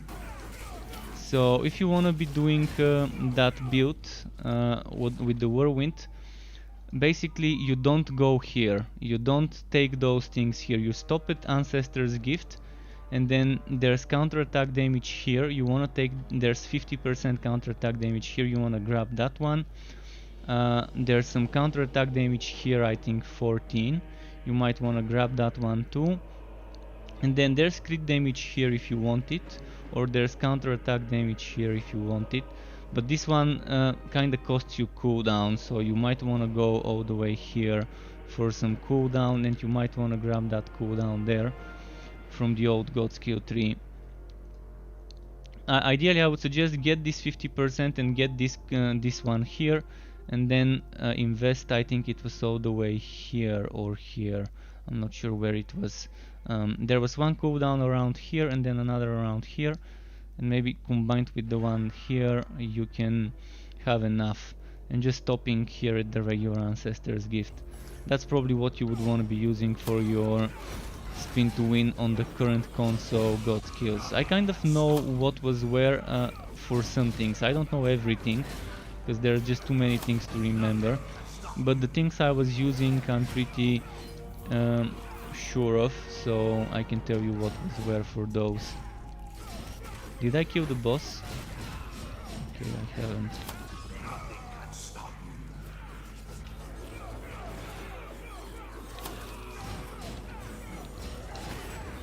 I can't get close enough. There we go.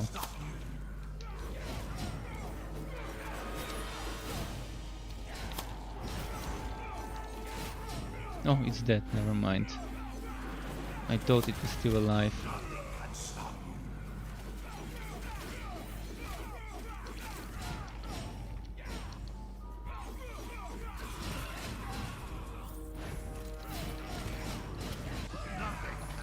$73 million, nice.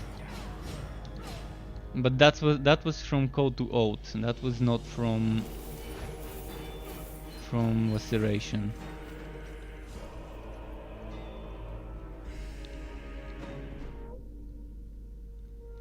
Yeah, the console update for Kiva would be good for you guys. One thing that's definitely gonna be good for you is the rings. Being able to get invasion rings on Kiva finally is just amazing. I can't wait to get Ring of Dexterity and to try an excavation build with mechanical hits mastered and some other things in the mix. Damn, last song, I keep getting that shitty set.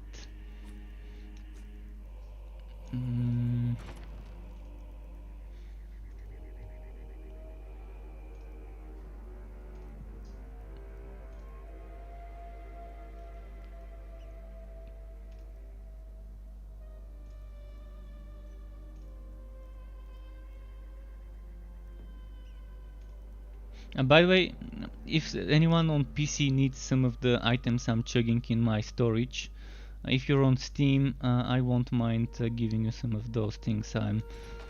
If it's in my storage, I probably don't need it. I normally keep green items only to give them to viewers or to randoms I meet online in the public matches when I open my games to the public. So I'm gonna do a few more runs, I wanna try different biomes. And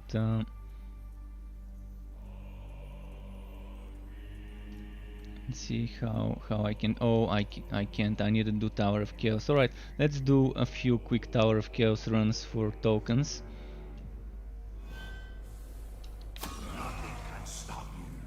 Which one did we get? Kill heroes, right? Kill champions.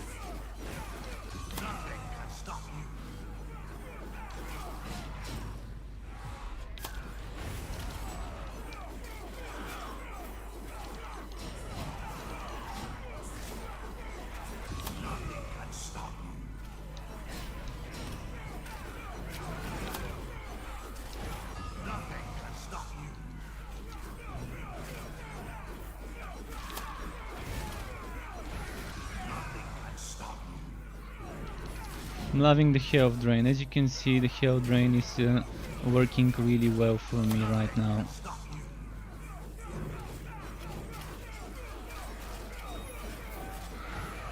I'm so glad that they bumped up the health drain and added health drain to the god skills over here and even here.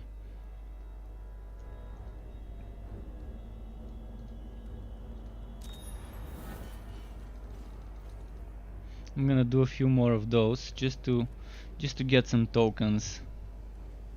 Some of those Mori slab coins.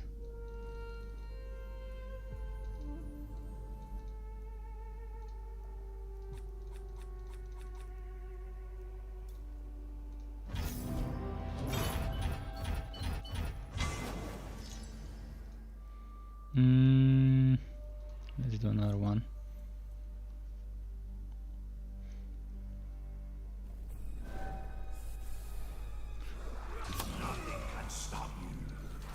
But yeah, if anyone has some more questions now, sorry if I missed any of the questions in the chat.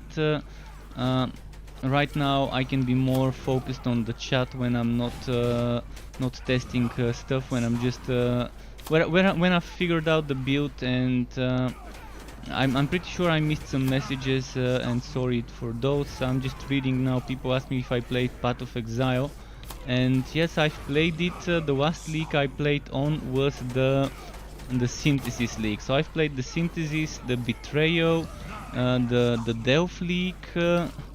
I've also played closed beta. I mean, I was one of the people who, I think it was winter, Christmas, around Christmas 2013, I think, when I first played Path of Exile.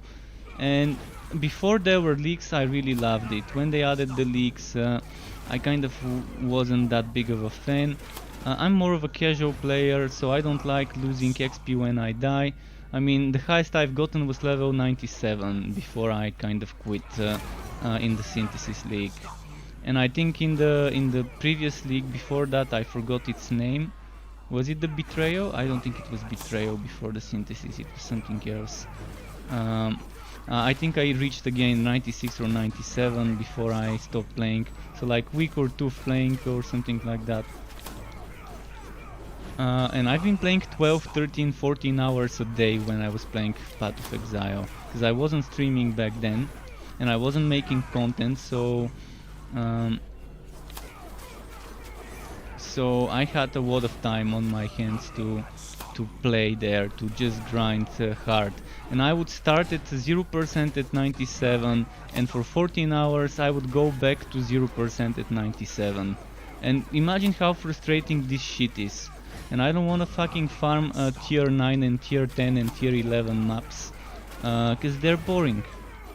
They are boring, and I don't wanna have to play a meta build, cause they're boring. At least the meta builds I was seeing people playing were fucking boring to me. I wanted to play some sort of AoE mage, like Arc Mage for example, which was okay, but survivability wise it wasn't. I was fucking squishy as hell. Yeah, for clearing speed, AoE it was good, but anyways, it's just there's many things in Path of Exile that I don't like. If I start listing them, we're gonna need a whole day. There's also gonna be a whole day if I start listing the things I like about Path of Exile. So it's that kind of game that I love and hate at the same time, but the things I dislike about it, the things that make me feel bad and feel like I'm not having fun, are more than the things that make me feel like I am having fun. In general, I don't like being forced to start over without having system like Diablo 3, where I can just make an endgame only character and be done with it. I don't want to be competing who would reach level 100 first. I just want to be max level and start respecking all the time and checking builds. As you can see, that's what I'm doing right now. That's my favorite activity in ARPGs. Reaching max level and respecking without getting charged a leg and a kidney and my firstborn child being sacrificed to Satan just so I can respec. I'd much rather be able to respec freely, and this game does that well. This game does that well. I can fucking pick a skill, put it here, then be done with it. Back when this game launched, we needed to pay blessings to respec our god skills. Imagine how annoying this was. I remember those days when I needed to pay blessing fragments, those things, or maybe it was those tokens. I can't even remember, it's been that long ago, just to be able to respect my god skills. Thankfully that's no longer the case.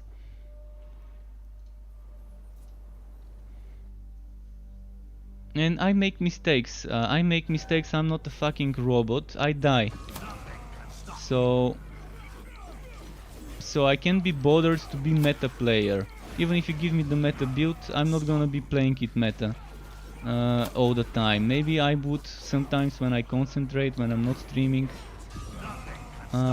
If I try hard, I can, but I'm not the person that loves trying too hard in games. I just play games to have fun and to chill and to kill some stuff, not to feel like I'm doing a chore, something like that. That's my kind of a rant in regards to some games that just feel like they feel like it's too much work to play the game for some games. Whereas with this game, with Torchlight 3, with Grim Dawn, with Titan Quest, I feel like I'm having fun. Even with a not so meta build, I can kind of do something. And even if I die, it's not the end of the world. I can return, I can try again. First of all, I've said this multiple times regarding the maps in Path of Exile and having only 6 portals, and it's kind of discouraging co-op because you have a 6-man team, 6 people entering the map. One person dies and that's it, it's over for him. The others can't resurrect him, and he can't come back because all 6 portals have already been used. So that's like getting fucked twice in 2 holes at the same time, like DP'd. First, you're losing XP. Second, you can't come back to your teammates if you die, and they don't have the option to fucking resurrect you, pick you up. It makes no sense to be like that, to have double the penalty.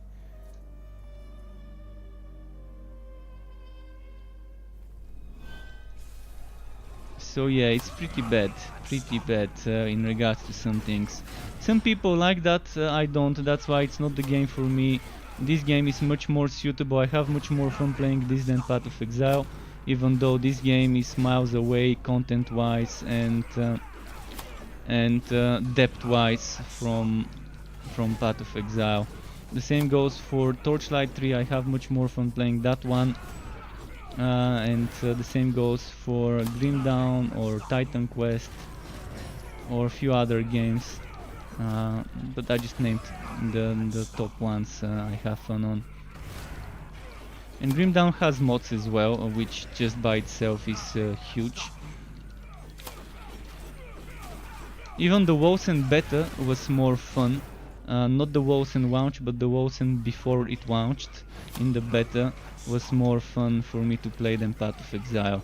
Of course, Wolsen after it launched, it was a kind of a few steps backwards in many ways in regards to build viability and other things. Even Minecraft Dungeons, which to some might seem like a kiddie game, which it isn't. It has some depth, not much, but it has just enough depth to make me have fun. I'm having more fun playing that game. And this tells you about the Care Bear I am. Path of Exile is a good game, it's just not the right for people that are as big Care Bear as me.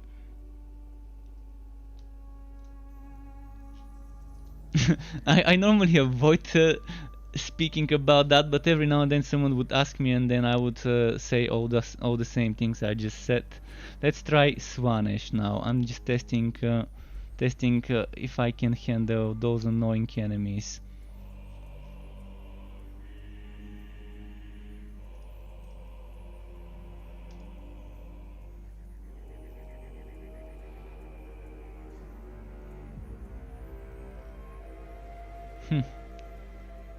Right, let's try this. But I loved the days when Piety was the boss in Path of Exile. Back then the game felt like playing Diablo 2. Right now, the closest I can get to Diablo 2 is Grim Dawn. Grim Dawn feels like the actual spiritual successor to Diablo 2 to me right now, not Path of Exile. Even though the Diablo creators have already called Path of Exile a spiritual successor to Diablo 2 in ExileCon, was it last year? I think it was last year, when Max Schaefer, David Brevik and Eric Schaefer were there.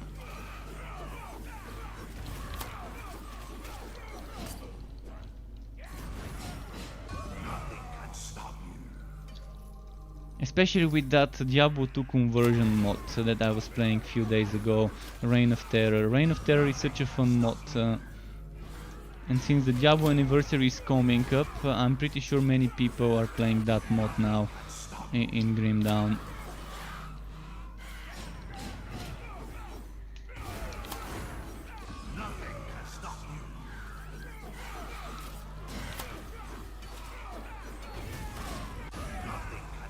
Middle ground for Path of Exile players, something that's middle ground would be Vast Epoch. I forgot to say about Vast Epoch. If you haven't tried it, it's gonna be good, but I've been getting complaints from some of my viewers with 2080 titanium cards having FPS drops in the game, even with the final patch that supposedly optimized 70% of the game in many ways. I'm still getting people telling me that they're having FPS drops with 2070 and 2080 titanium Nvidia cards. I'm with 1060, a 4-year-old card, so if I have FPS drops, I kind of deal with it. But if someone with 2080 gets FPS drops in a game that's using Unity and and doesn't seem to be something as heavy as, for example, Wilson and the CryEngine, then there's definitely something wrong there. Not sure what and why, but there's something wrong with Vast Epoch. But Vast Epoch has so many good things. I can speak 2 days and not even scratch all the things I like about it. The crafting system, the fact that you can have passives on your skills. So you have an active skill, and then each active skill can have its own passive tree, and you can spec into 5 passives. And then you have passive skills that are like talent trees, your more standard talent trees. On top of that, and then you have how to cast things, which could make such fun builds with those auto cast skills. So I can cast one skill, but then it would proc another one with some chance and things like that. And then there's items that can auto cast things, and just the itemization in general is so nice as well. And they still haven't added legendary items in Vast Epoch. I think if you're a Path of Exile fan and you want something that's maybe not as hardcore right now, probably Vast Epoch would be good when it launches, when it's optimized and everything. It's still gonna have a death penalty, and I'm gonna wait and see how severe that is. It's still gonna have leaks, and I'm gonna wait and see how they're handling leaks. I think you can still have leaks without asking people to start over, or maybe make a Care Bear leak where everyone gets the new content without competing. Without having to wait a month or 2 for the league to end to get access to the latest content. Opting out through leaderboards and everything in that league, I would be pretty fine of playing games that have leaks but also allow me to play the content of the league without participating in the leaderboards of that league. That would be pretty nice. But yeah, back on Chaosbane with this build, you can see it's definitely slower than Strike of the Anvil build, but it's okay. It's okay.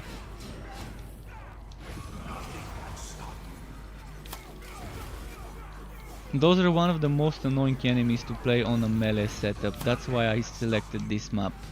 Because Swanesh enemies, there are so many things that can one-to-shot you if you're not careful, if you don't burst them quick enough.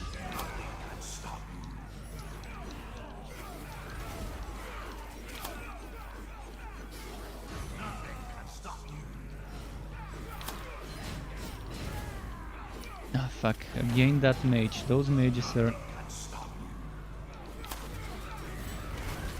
Oh, and a throw, no, and a healer, fuck. Okay, I'm gonna have to pull them one by one. I can't deal with the with the OP mage. Well, there's a healer and there's a throw who can also heal and stun and do ranged damage shockwaves. Let's get the healer first.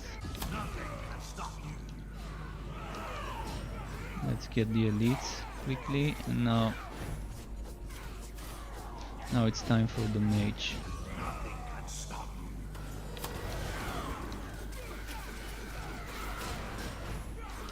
And healers again. Now this is gonna be a true challenge. Map with demonic portals and a throw boss.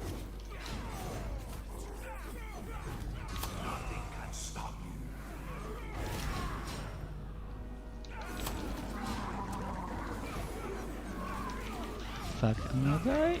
Don't die, little hero, don't die. This is gonna be such a challenge. I can cheese it and do axe throw all the way, but that's gonna be just so boring watching me do axe throws all the time. See, I just rushed. I should have waited one more second and then I could have had Ancestor's Gift at my disposal.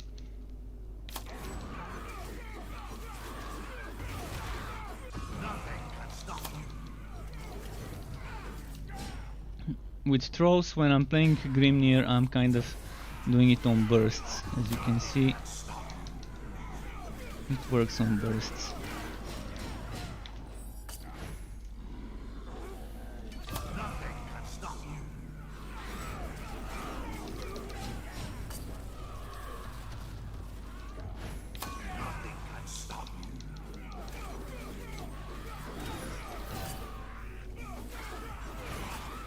So it's not like it wasn't doable, I just needed to kind of use my brain a little and not not rush in before my invulnerability is ready, because we're kind of on the squishy side. A roadmap for which game? Are you talking about Terry? Are you talking about roadmap for Last Epoch or for Chaosbane?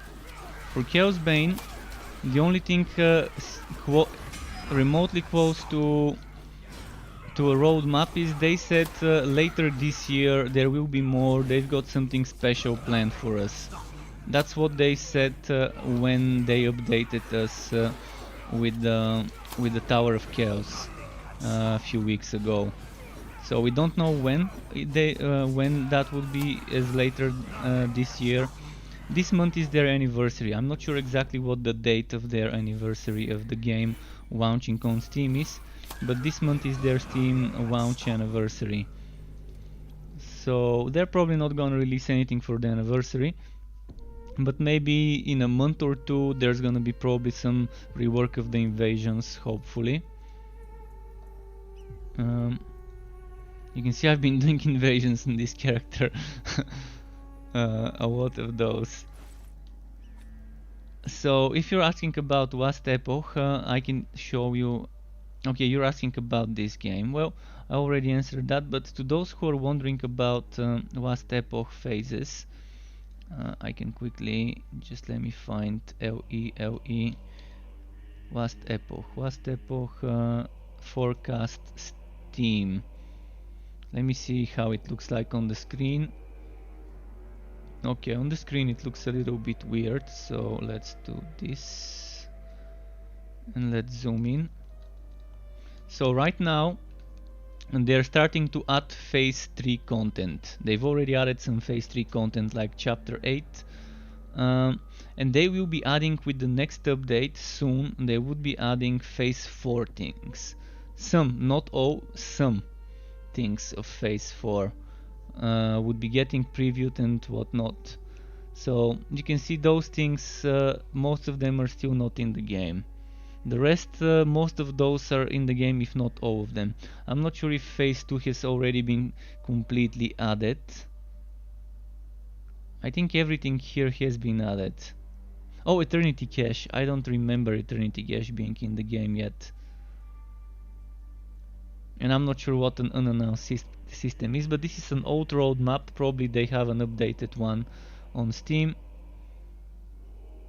But yeah, back to back to Chaosbane.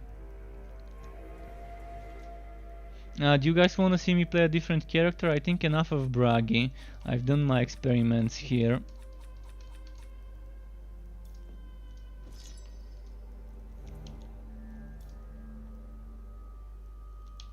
Enough of Bragi for now. More Bragi some other time. I just can't play the same character for too long. I like to use this word autist with an L for a person that plays outs.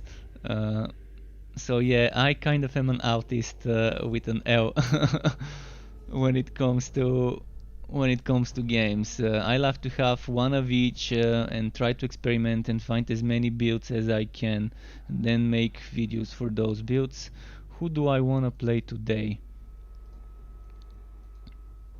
You want to see mage? Alright, let's show you the mage. Pick a set. Name one of the 4 sets, and I'm gonna play a build for those. I've got 4 builds of the mage from 4 sets. So set 1 Dragon Tamer, set 2 Impetuous 1 Morvo, set 3 War Master the Bel Corhadris, and then Defender of Ult 1, set 4. I've got a build for either, and I've actually got those builds on my website. On the website where I upload my builds, you can see them. 2 of them have build videos, the other 2 are getting build videos eventually. I just can't do everything at once. I guess you haven't picked a set, so if you're not picking set, I'm gonna pick one myself. This one. To those of you who are wondering what god skills I'm using, that's the ones I'm using. New build with fire. You want a new build with fire? Okay. Well, this build is kind of like fire, but it's not focusing on fire. I mean, in general, so fire is not gonna be great unless you have 10 enemies next to you burning. And using so far, it's not gonna give me Phantom Blade Heroic. That's why Blade of Azire is what I go for. I can, as you can see, I'm using Phoenix Herald here, and it's not a bad choice. Normally I don't use Phoenix Herald. Normally I use Relentless Sentinel. So this time around, instead of Relentless Sentinel, let's take the Phoenix Herald and see how that would work out for me for a more fire-based setup then.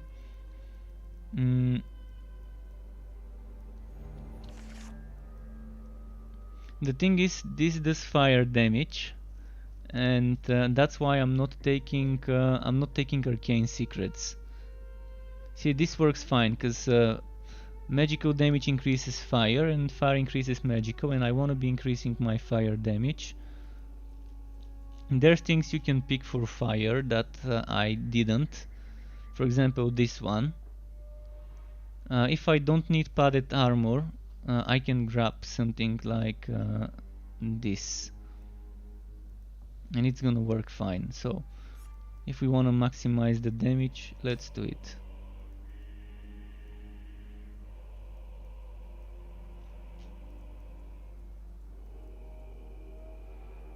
So okay, that's a slight modification to the build. Just removed some survivability, added more damage, making sure we're on Chaos 9.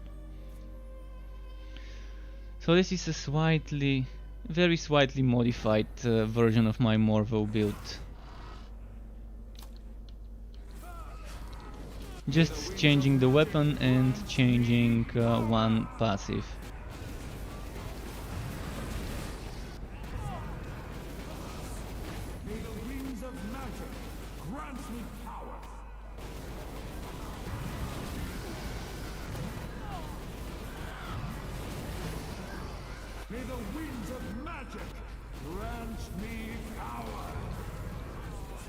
Right, let's get some energy. Wait, I need to kill elites. I'm forgetting that there's elites to kill that keep moving. Like, where did he go? I can't see him. I can't see where the elite is. Ah, there we go, found him. And now he teleported again. The whole idea is to be using my heroic skill as much as I can with this build.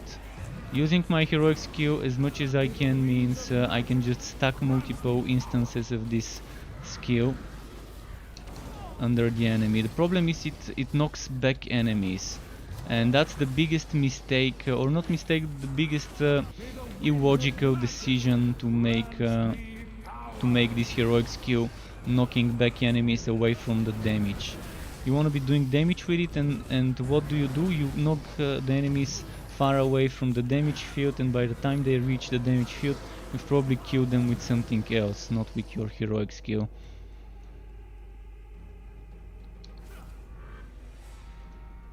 I really hope they would rework this. If they make this thing working the same way the pulling, the sucky skill on Conrad works, Justice of the Empire Superior, and the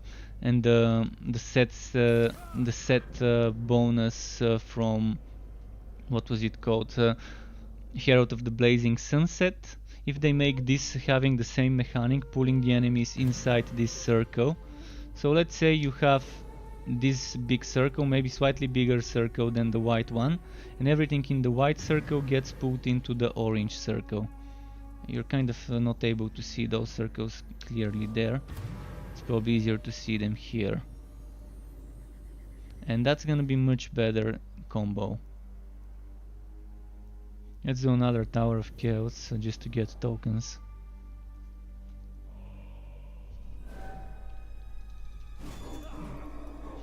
Alright, those are a good, those are an amazing thing to get. So remember, I'm a little bit squishier now compared to before.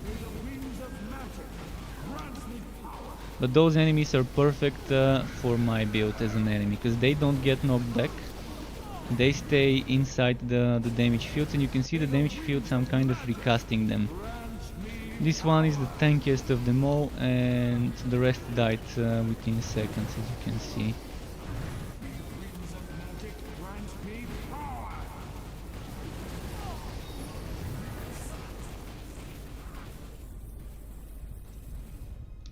Wait, I need to collect.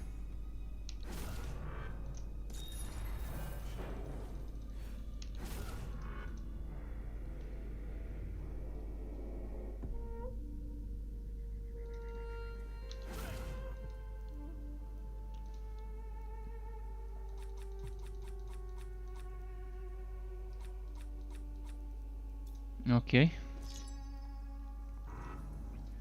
Now, relic hunt. Normally I do heroes constantly bleed, now I won't because I removed padded armor. Heroes constantly bleed goes very well with padded armor because it helps you build the stacks of padded armor and keep them up at 100 without them disappearing. This might be better because it's gonna keep them inside my field, and maybe they're gonna resist the knockback. You gotta figure out what modifiers of the map go well with your setup, with your build. For example, a build that doesn't use cooldowns that much won't get hurt badly by cooldowns permanently reduced when you get hit and things like that. Whereas a cooldown based build, like Solan's build or a Bragi Anvil build, definitely gets hurt by some of those things. And the way this setup works is, you can see, pay attention to my number 2 and see how it jumps. The cooldown jumps, it's fast forwards due to the equilibrium. As I'm channeling Breath of Fire, this keeps skipping. You see how it tick tick tick, it jumps. So that's the cooldown reduction proccing when I'm using Breath of Fire, and I can use Breath of Fire and keep channeling it, and while channeling it I can cast my other skills, such as my god skill, my heroic skill, this one. I think the only thing that breaks the channeling is my number 4. That's the only thing, because it's etheric manipulation skill. But I don't have to stop channeling to cast my number 2 or number 1. Which is pretty nice addition, and this was added with the Tower of Chaos update as a mechanic, to be able to channel some skills while using others in the same time.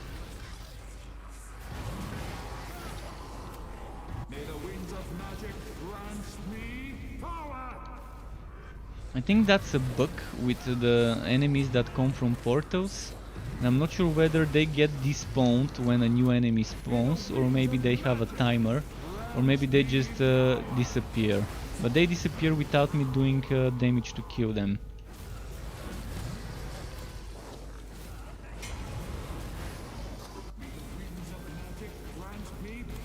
And this damage over time, when I had a Ult1 mage in my team. Ult1 mage is the most tanky buffer mage you can make. When I had this guy, this build, playing with a teammate on the Ult1, I was able to do 85 million damage over time procs. Because this is a damage over time build. You can see damage over time, damage over time. This one I intentionally didn't put damage over time here because I keep swapping it between one build and another.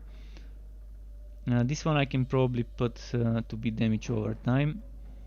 This one is damage over time. This one is. Normally I use a different weapon. As I said, I use the Relentless Sentinel. So this is the weapon I normally use. It's just a little bit more damage reduction, more crit chance, and also more damage. And I think it's better than the Phoenix Herald, but the Phoenix Herald is not so bad. Now I'm showing you wanted the fire. Well, whether you're using one of them or the other, it doesn't matter. As long as you have something that's well rolled, it works fine.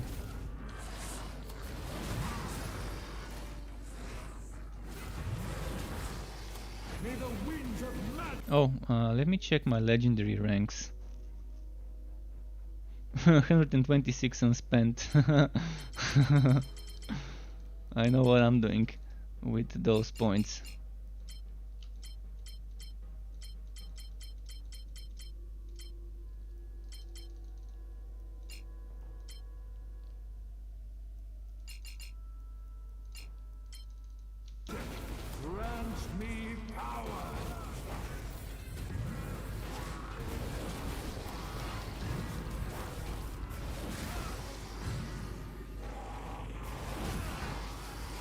Let's do some melee, see how much damage I can do with the melee. I think that's a bad idea to use it on this enemy, because he's now shielded for a moment.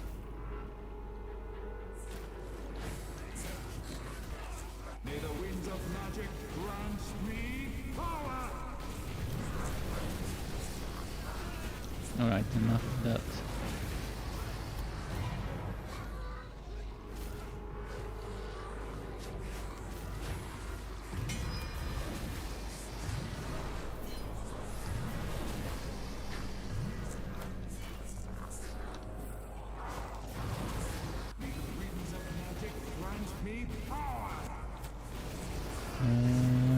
Die before he hits me, there we go.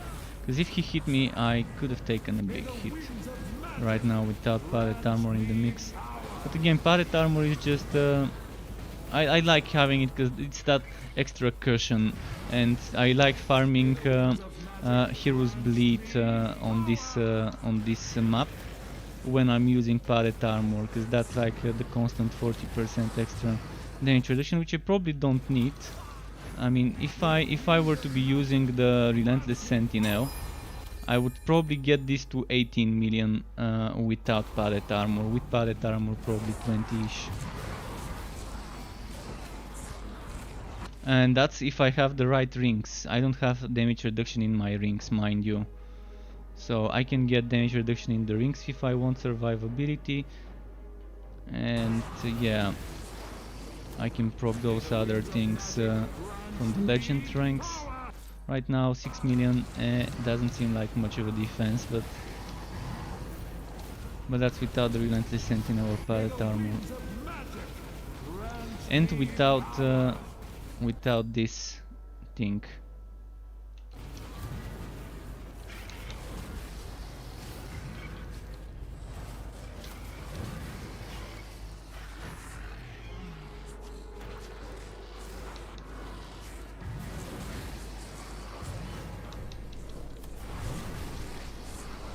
How's my skill points? 3 skill points. I can't upgrade this for more damage. But I've got enough as it is, I guess.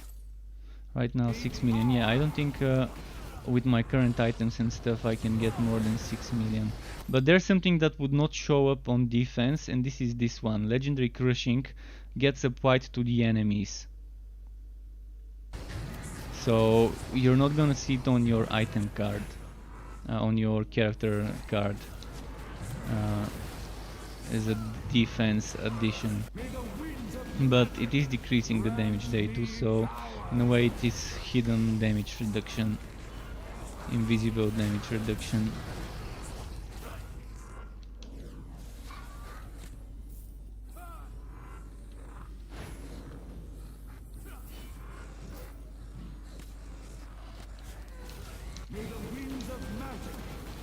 We're getting close to the boss fight now. I think I might have aggroed the boss from over here. I wanna get rid of the elites before I push it. Oh, it's a mute elite. Alright, mute elites are pretty nice to do on this build if you do it well. If you don't do it well, you have a big chance of getting wrecked. Like now I need to kind of stay away for a moment. Then I can go back inside. See, I kind of messed up here, but somehow recovered. And the damage over time kind of killed it.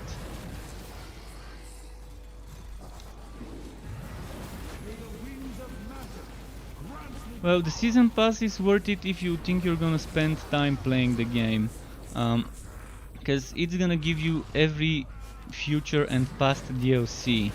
So the season pass gives you access to anything that's gonna get released into the game that hasn't been released, even if it's paid content, and it gives you access to all the current content, paid and free until now. And this map seems buggy because it only has 2 chests.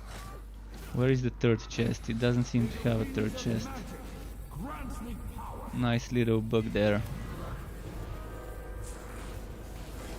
But it's nice. It's nice because it's gonna give you access to the Tomb King's stuff, and to the what's its name? To the second God Skill 3, which right now I'm not using. I intentionally made this build to not use the second God Skill 3. So that even people who don't own that DLC can play it. It's all about the damage reduction. The damage over time, the armor piercing, the cooldowns, the HP, a little bit of damage reduction, which, as you can see, I'm not even maxing out, or am I? I might actually be maxing out this one. There was something I wasn't maxing out. No, that's a different build, never mind. I remember having another build that was using superior Fortress of Willpower. This one I took it for the extra 15% damage. And that's when I'm static. When I'm static. Fortress of Willpower works well when you stay static, and as you can see I do that pretty often with this setup. Now, you said you love known. Let's do known.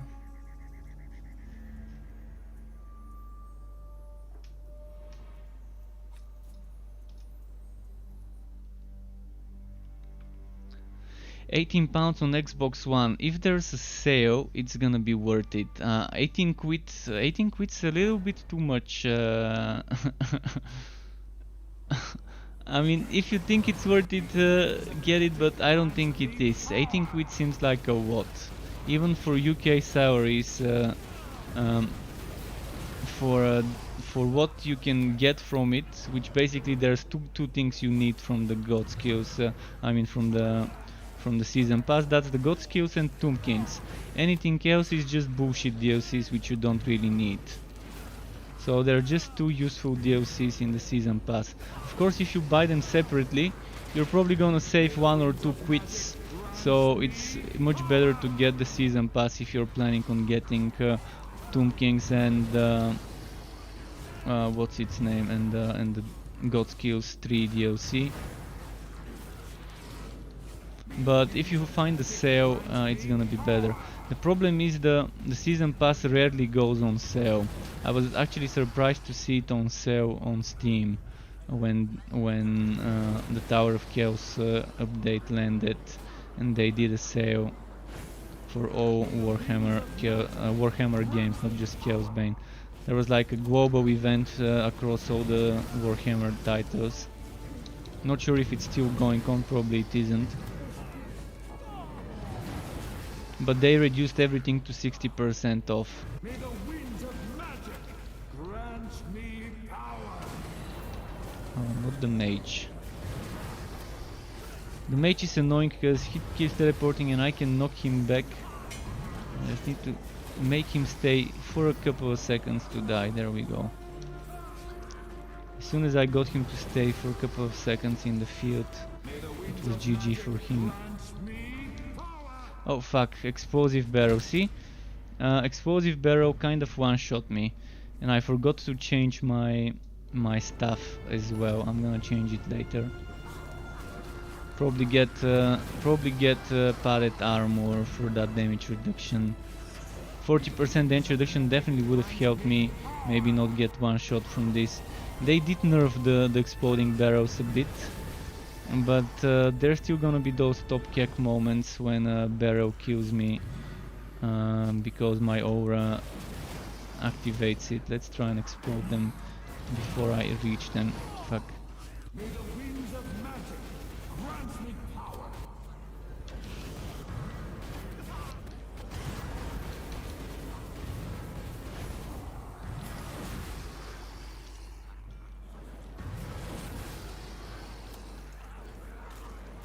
May the winds of magic grant me. Hopefully with Breath of Fire I can kind of pop those barrels before I reach them. If I spot them. The problem is sometimes I don't spot them because I might have my cursor at the end of the map and just teleport and not see where I'm teleporting, like in a blind spot. Like now, this one, if it was an exploding one, I might have gotten one shot. Grant me power.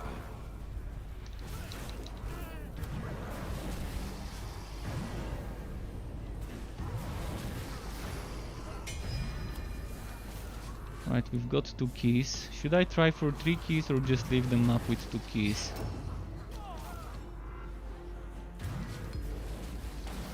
May the winds of magic grant me power. What I got it supports the game. I'm not sure what you mean supports the game. Oh, you mean to give them funds for the further development. I'm thinking that's what's happening with purchases. I mean, that's the normal way of things. People buy their games and DLCs, and then the devs can do further development on the game. And it's nice that Chaosbane still has new players. After every patch I'm seeing new faces, and I'm also seeing old faces returning. That means that there may not be that many people that are buying Chaosbane, but every update, every big update, there's gonna be those few that would buy it to keep the funds afloat for further development, kind of.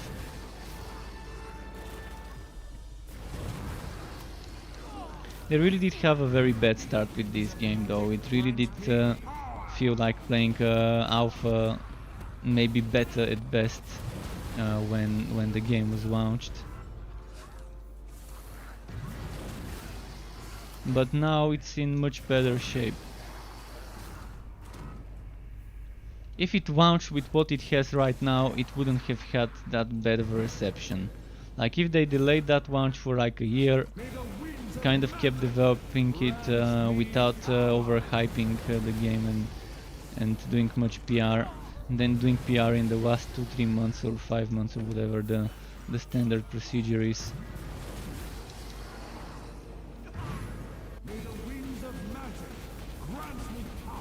I remember a few weeks, maybe 1-2 months before this game launched, I was seeing a lot of websites writing about it, a lot of discussions going, some hype building up.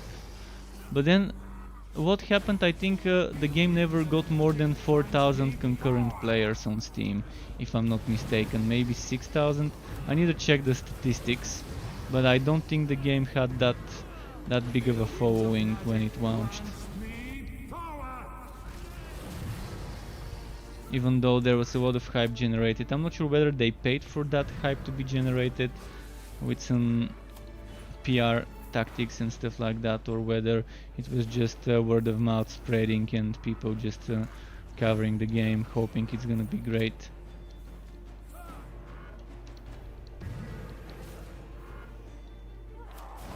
But right now the game seems like if it launched with this state, it would have been kind of a little bit more successful than,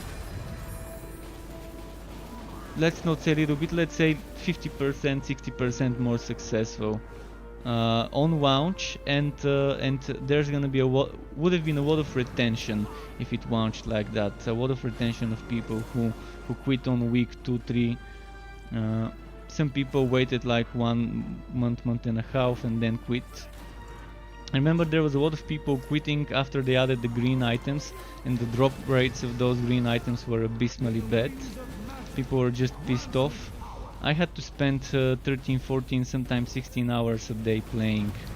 Of those, most would be like 8-7 hours streaming, sometimes 10 hours streaming. The rest past midnight playing of the game when I can't stream because it's too late. And then doing build videos, and I had like 4 hours of sleep in some days to make those green items farm for the builds back then. Because I had to sometimes spend 20 maps before I get a green. And I had some of my viewers complaining of the same things, like someone was saying 15 maps before they can get a green. See, losing that damage reduction definitely hurt me on this boss. And I would have preferred to have had that static, what's it called? I would have preferred to have the Relentless Sentinel weapon for this boss fight. Because right now I don't think I can survive face tanking this shit. Unless I burst him quickly. Like this. See, that works fine. May the winds of magic grant me power. If I do the rotation quickly and burst him, it works.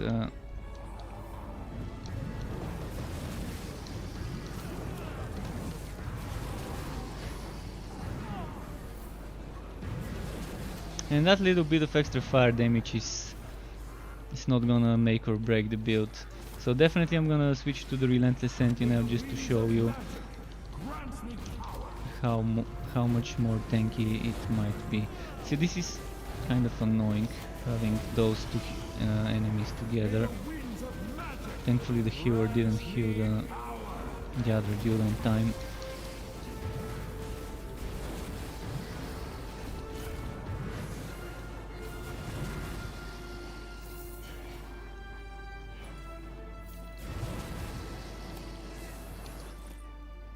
I'm gonna have to drop shit.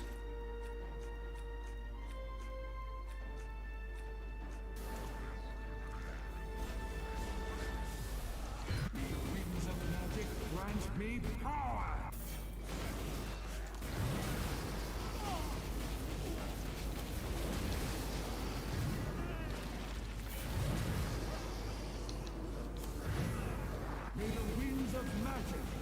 transmit power. Alright, we're full. Let's go.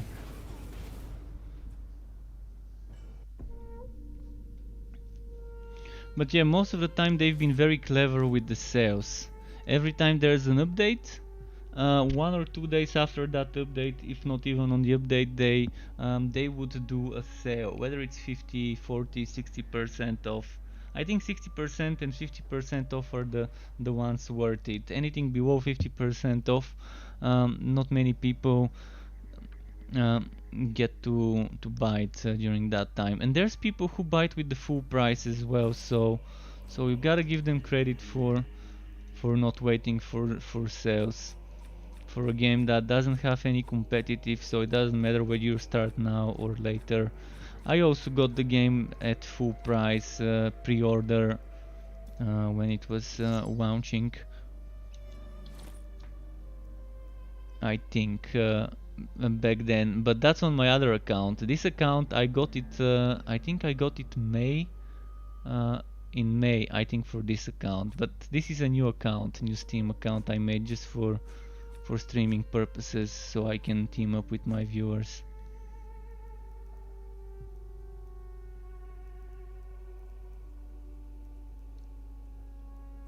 Wait, what am I to do here? Oh yeah, I wanted to get my Relentless Sentinel, equip it, and then wait, equip it, and then put this back where it belongs. I got a new one of those though, but not a good one.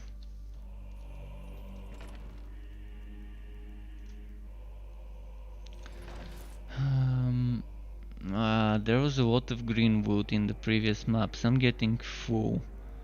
And this one doesn't have. Actually, I don't think it can get crit chance. Yeah, it's a sword. It can get crit chance. So let's look at the stats. I want to compare quickly. I'm just gonna do it that way because it's easier. Yeah, I know which one's better.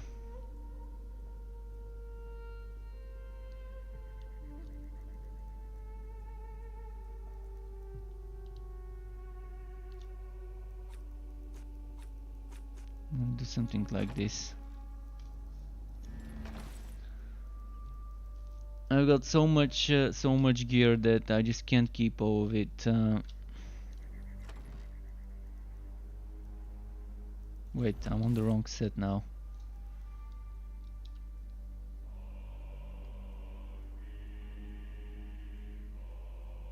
No, cooldown reduction goes there. Ult 1 bracer. Oh, someone needed an Ult 1 bracer. Oh, some of my viewers was asking me for Ult 1 bracer, and I can give them my old one.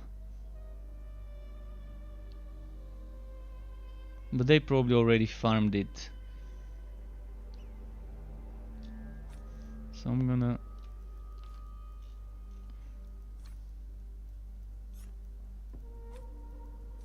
bless this.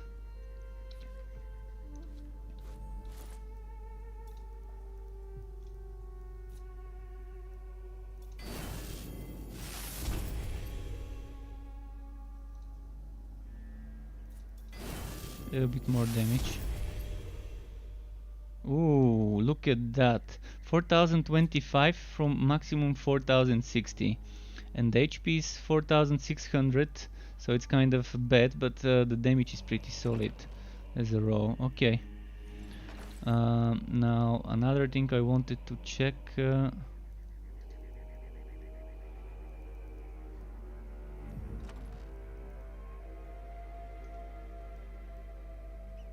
Morval's bracer.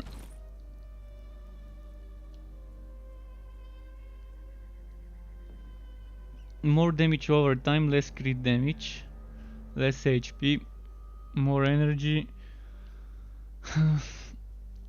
This is a tough call because that's 1260 more damage over time, and I'm only losing 12 crit damage. But the HP was probably is not gonna make me equip it. For now, I'm not gonna put it there just because of the HP. It's probably most people probably would have preferred the one I didn't keep.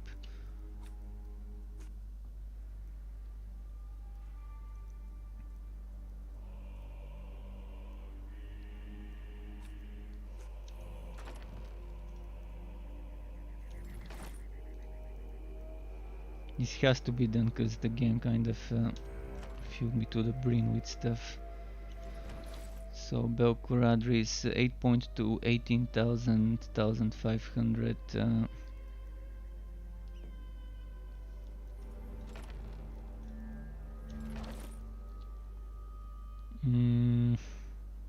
This one has no damage, but so much damage over time. That's, see, the difference between a legacy item and a non-legacy item. You see the old one, 6.5 thousand damage over time, the new one 11.4 thousand damage over time. And the new one has health drain. It might be a keeper, this one. I'm gonna keep it.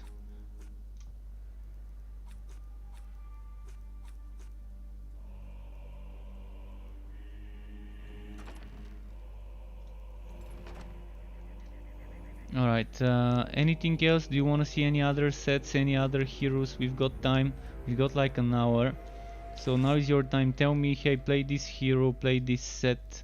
I'm gonna switch on this hero, switch on this set, and play it. If you want to group up on Steam PC, we've got an hour. I can help you gear up, do some stuff. If you need help with invasions or missions or whatever. If your missions are bugged, I don't know what to do to unbug them, unfortunately. But if you need help with bosses or anything that seems difficult, I can do it. Let me try and do a boss fight on Chaos 9. Can I survive Chaos 9? I've not done boss rushes in a long time.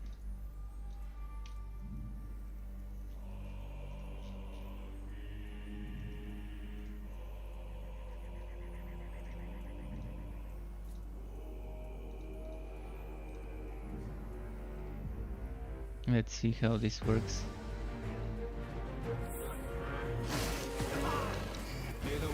Oh wow, that's a lot of damage he's doing.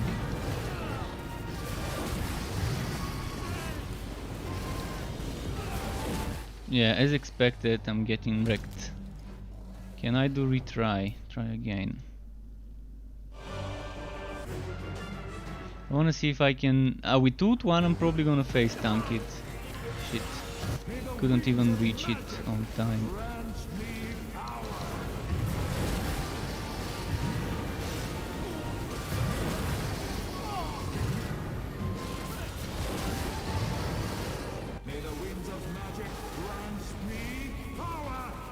Yeah, they've definitely reworked the boss fights to be a little bit easier. Before, on Chaos 9, it was almost impossible to kill some of them without some super meta damage reduction setup. So they've tweaked some of those numbers on boss, and I'm happy with this. I can see myself doing boss rushes every now and then. I'm wondering how they've reworked the loot quality though.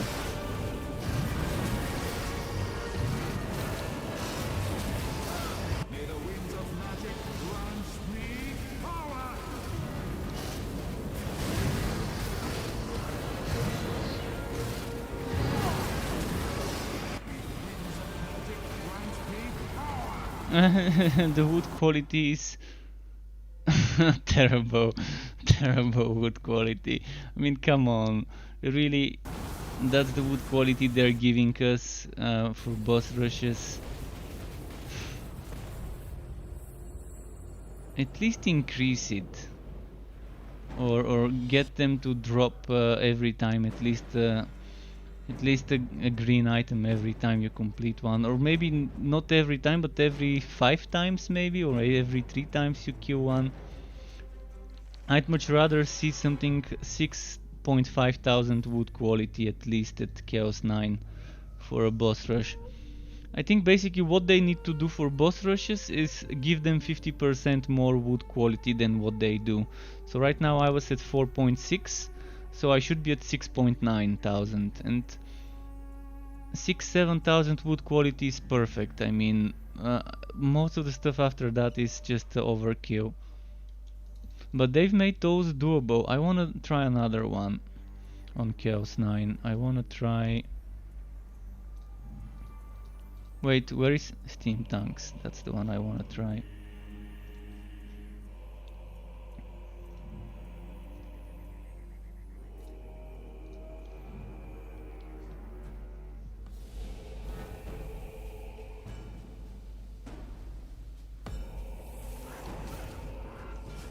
May the winds of magic grant me power. Oh wait, I need to kill those first. Right. It's been a while since I've done this boss fight. So I need to wait for the elites phase and then I need to get those. Oh, that's gonna take a while to kill. Can I get it before it turns? Oh, this is gonna take forever. I'm not gonna do this. It's a waste of time. Knowing the rewards I'm gonna get, it's just a waste of time.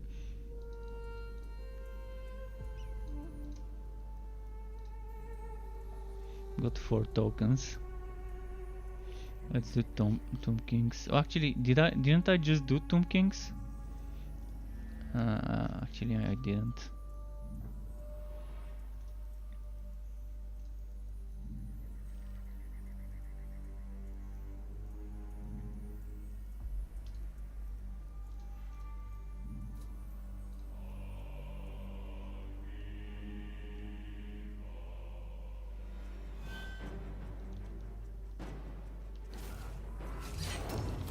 Let's do this.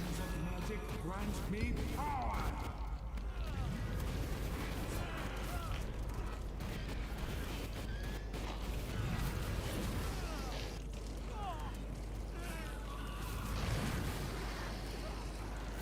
Nice.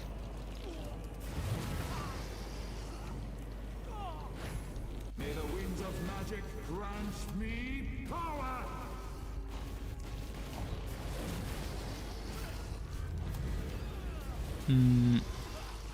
I'm wondering which way to start going.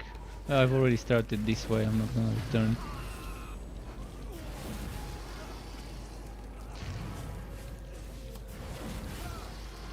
You see, my melee was doing 40 something million, or maybe that was not the melee. Let's check it again. Let's get the things to... No, it might not have been the melee doing that 45 mil.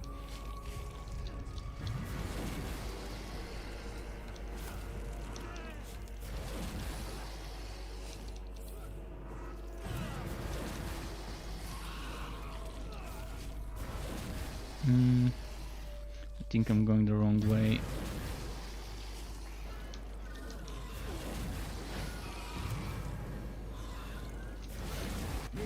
Yeah, that 45 million definitely was just my damage over time proccing, not my melee hit.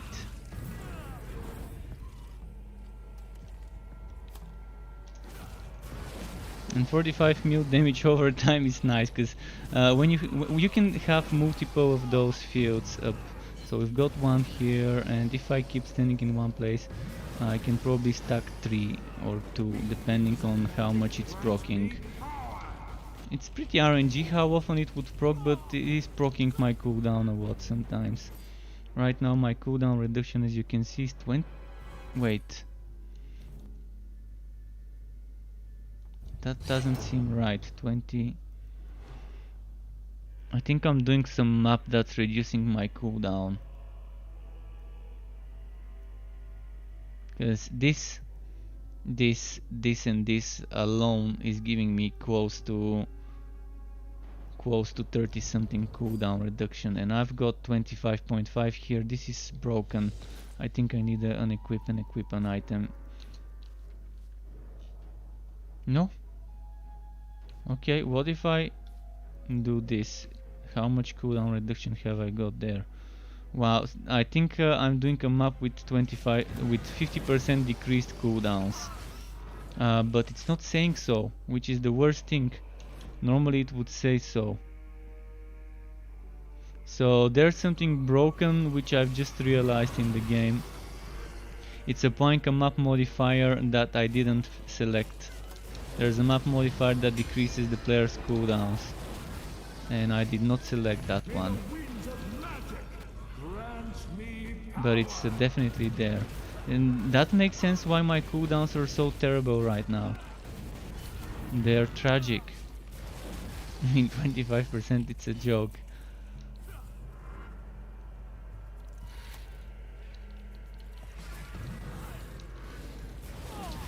So interesting bug, and I hope it doesn't affect my performance on the boss.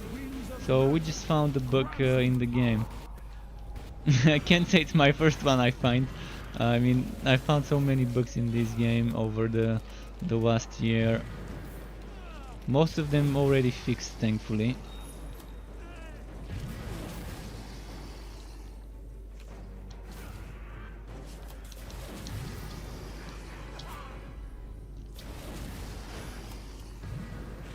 But now I can't spam my what's it called, binding quite as much. Is it this one that's reducing my cooldown? Cooldown time 30%. Let's see now. Now it's 55. See, it's a 30% minus, so it goes to 20. And I didn't select this, so I think that's a built-in for this zone. Or maybe it's one of the enemies doing it. It could be one of the enemies doing it as a debuff.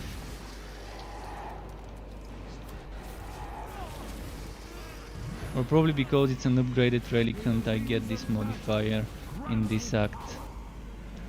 Because each act seems to have a new modifier that I've been noticing every time I'm in it.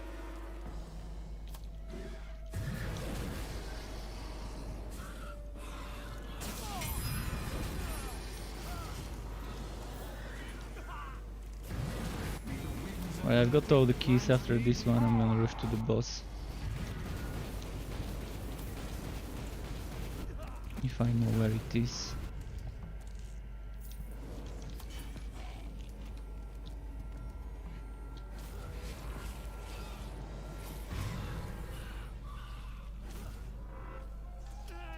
Oh, that's wrong way.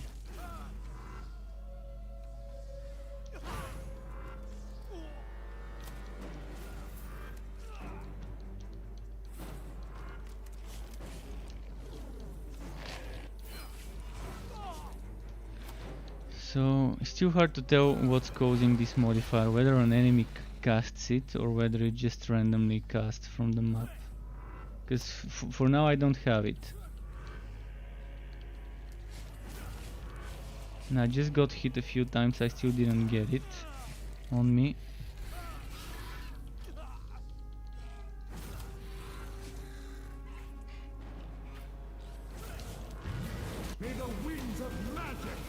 Wow, a lot of damage over time. Fuck. Those firestorms. Fuck.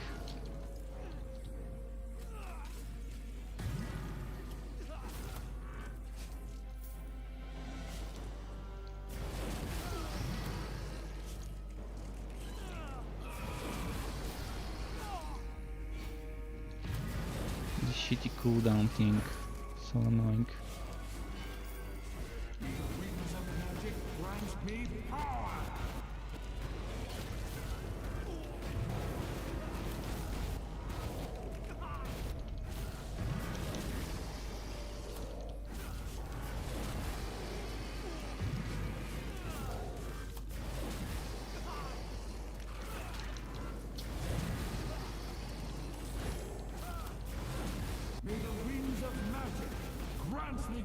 He's dead.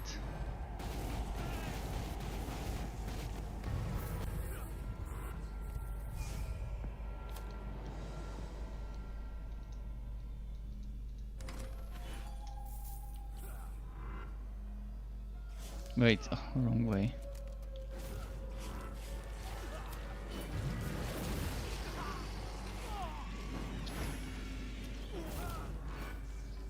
This cooldown is ruining my teleporty stuff.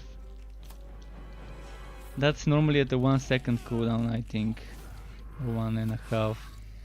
Although I don't think this game does halves when it comes to skill cooldowns.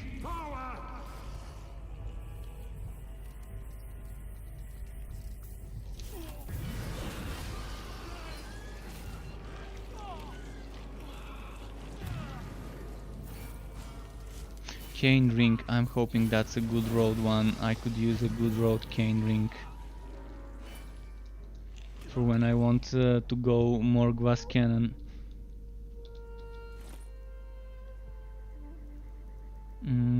No, fuck. So shitty. I mean, there's damage and then there's HP. Crit damage not bad, but energy and extra gold really. Getting good accessories is the hardest thing in the game, because they seem to drop the rarest of all items. And yeah.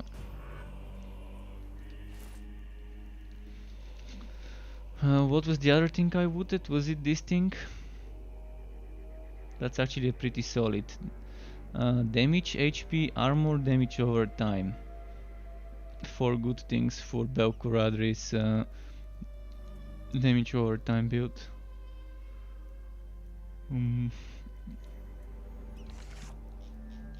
Right, should we switch? Let's switch heroes. If anyone wants to see a specific hero, specific build, tell me. And I won't mind changing. You've just done your first relic hunt. Did you do an upgraded relic hunt or a regular?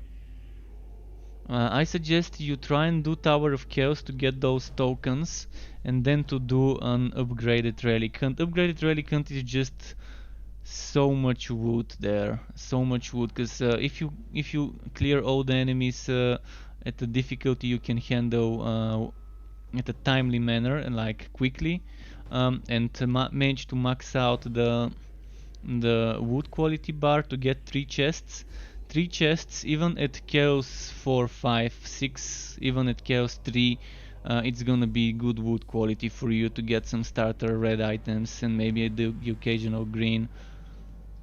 So let's play some of the builds I made today that I was playing yesterday. I mean, I made them yesterday, I uploaded the video today.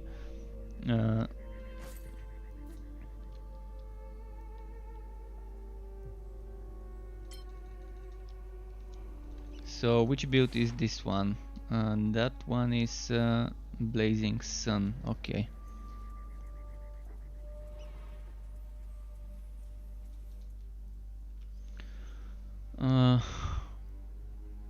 Let's warm up with the Tower of Chaos.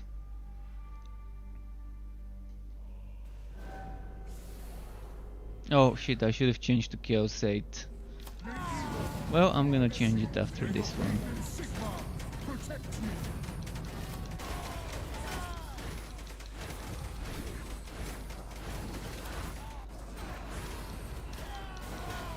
There's a healer, which I shouldn't care about much. Ah, fuck.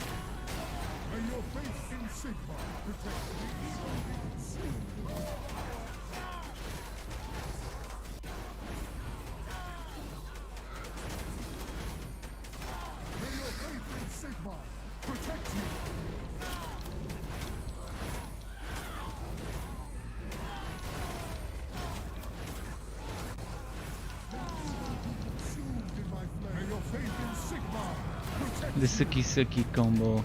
I'm loving that Suki combo with double the vacuum.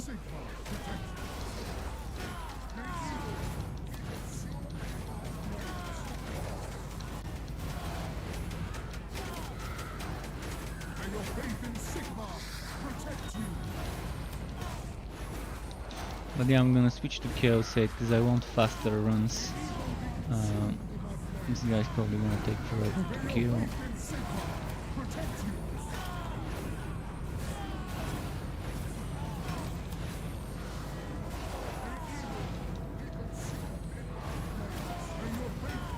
Come on. Take more damage, Chaos. Hopefully there's not gonna be a healer to heal him. Sometimes that's annoying. You get him. Oh, there we go. Healer. Kill the healer quickly before he heals. You gotta be careful when there's Swanish or Swanish. I'm not sure how to pronounce it, but I think it's Swanish. When there's those demons, their healers are very OP sometimes, and before you know it, an elite could be healed, and then you have to fuck. They're not letting me breathe. After I kill one elite, another one gets spawned. I mean, after I kill one healer, another one gets spawned. Look at this. This is like a joke. Constant influx of healers. I'm not letting up though. There we go. The game just didn't want to let me relax for a moment. Healer after healer spawning, you kill one, the next cockroach appears.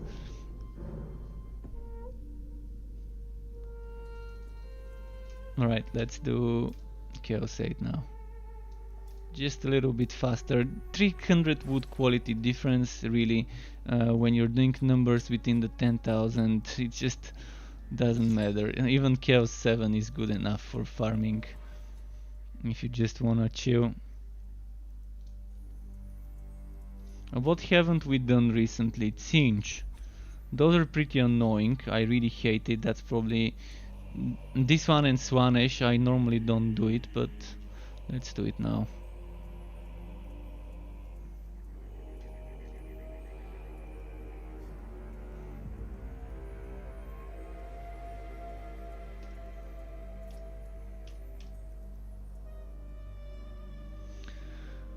Booyah. Okay, kind of what I expected.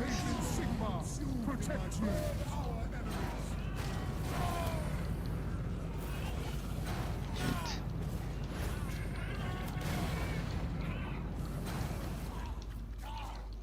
Fuck, come on, move. Finally. Hate that zone. For this build, that's a bad act to do. Because I barely have any mobility other than my shielded charge. But in a way it's good because in those tight spaces they're gonna be clustering up for my Herald and for my, what's his name, the rat. So there's that as well. But there's not much density on this map, so I don't even think I'm gonna get one chest before I reach the boss. On this build. On Bragi this would have been perfect map. On Bragi with Anvil you can just move, jump, move, jump, move, jump. And by move I mean use Avenging Charge.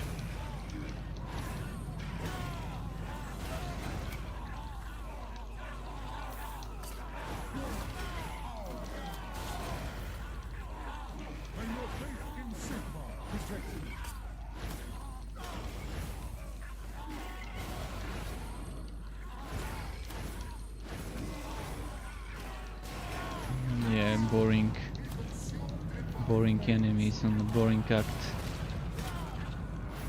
Yeah, let's just keep moving, fuck it. May your faith in Sigma protect you.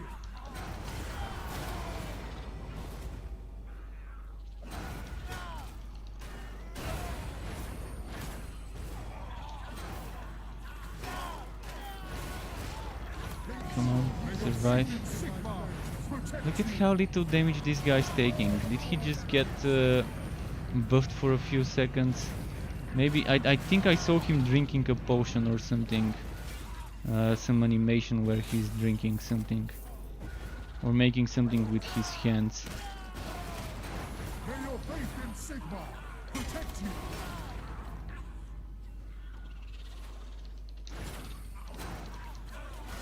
See, this dodge chance the enemies have should be the dodge chance that that the invasion ring gives us. I'm assuming those probably have 30% dodge chance. May your faith maybe 35. That's what the invasion ring should have been giving players. Not 10% dodge chance. Because even if it was stackable, and I don't think it is stackable, even if it was stackable with 2 rings, that would have been 10% times 2, so not much at all.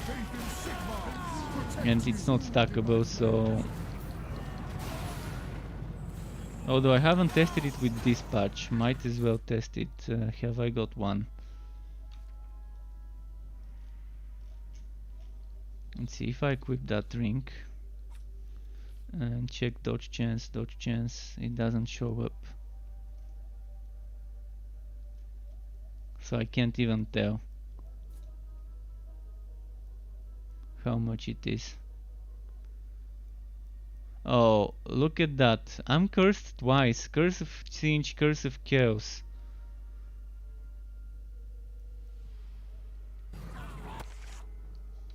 And this is just annoying. Where did my ring go?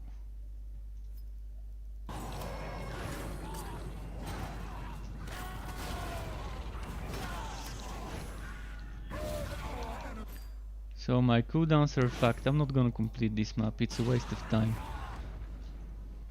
It's just a waste of time to have my cooldowns and my damage and everything getting fucked. I shouldn't have 2 of those curses, it should be just 1 of them. Maybe it's a bug, maybe it's stupid. What have I not done? Let's hope I can get Act 1. I keep getting unlucky and it keeps giving me Act 6 when I want Act 1.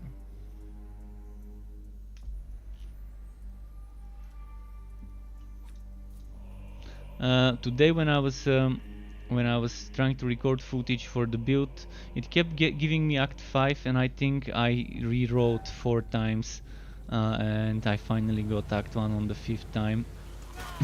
But I ran out of coins, so I had to do some more tower runs for the 5th one.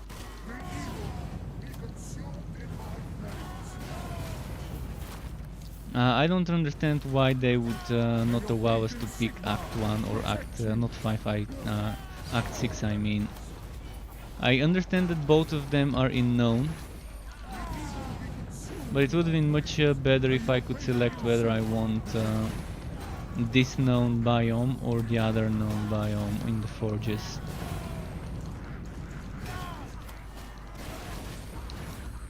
The same way they split the bosses.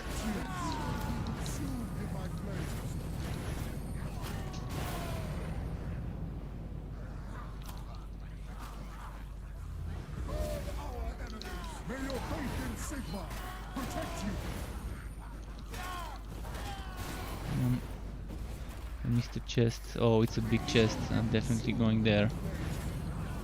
I've got 2 options. One, kill some enemies, get 6000 wood quality and return. The other one, just go wood it. Nice. Gotta love those big chests.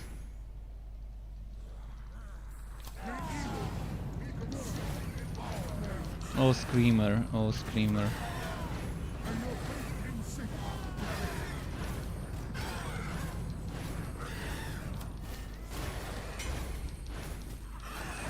So this build I really want to test it in a team with the Ult 1 mage and with a Bragi. A Bragi with the crit monster Anvil Strike setup probably on the challenge set. And I want a mage with Ult 1 and I want to see how much damage the Bragi can get with the buffs I can provide and with the buffs the Ult 1 mage can provide. And I want to do the same for the meteoric build as well, just to see which one buffs him better. And again, I'm thinking a good geared, well-built Bragi could probably reach the 200 million mark with Conrad and Evolunteer buffing him with the right builds. But the right builds on Conrad seem to be more than just one when it comes to stacking as much buffs as you can get. Because you're not limited to that set giving bonuses. On the mage, you know, Ut1 is the set that gives the most survivability bonuses. But here it's not the set that gives the bonus, and on the Meteoric Iron it's again not the set that gives the bonuses. It's things like where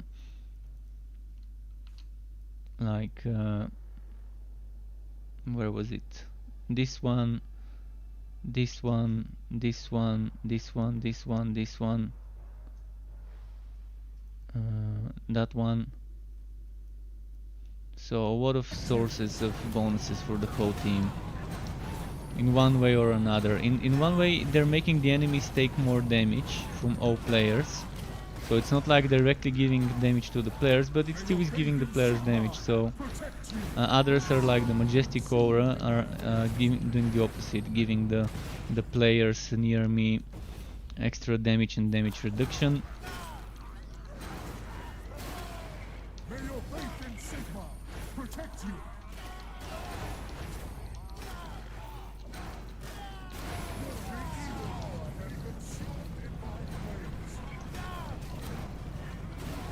May your faith in Sigma protect you. Second green already, then that's so nice. May your faith in Sigma protect you.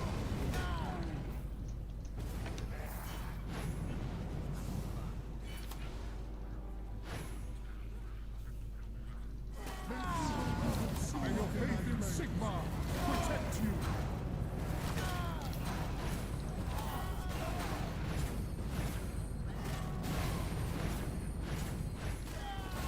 May your faith in Sigma protect you. You think you're enjoying this more than DT, and you played that game for about 5 years. I can tell you I'm enjoying this more than D3, but I haven't played much D3. And the last time I played D3 was the season of Royal Grandeur. I don't remember the number of the season, 12, 13, 15, 16, whatever. One of those seasons. That was the last time I played D3. I think it was the season when they actually made the Bounty Hunter finally a little bit more viable, and everyone was playing Bounty Hunters again. Was it Bounty Hunter? What was the name of the class? Was it Bounty Hunter or Demon Hunter? I think it was Demon Hunter. I might have just said the name wrong. I always keep saying Bounty Hunter as a meme, but then I ended up saying it not as a meme. It kind of ended up being me calling the class with its meme name more than the real one, and ended up forgetting the real name of the class. But yeah, having that easy peasy multi-shot build for farming, and then the what was the name of that spammy skill, the spammy skill for pushing, I forgot the name. Definitely it's been a long while since I forgot the name of that good damage skill that everyone was building for pushing the league.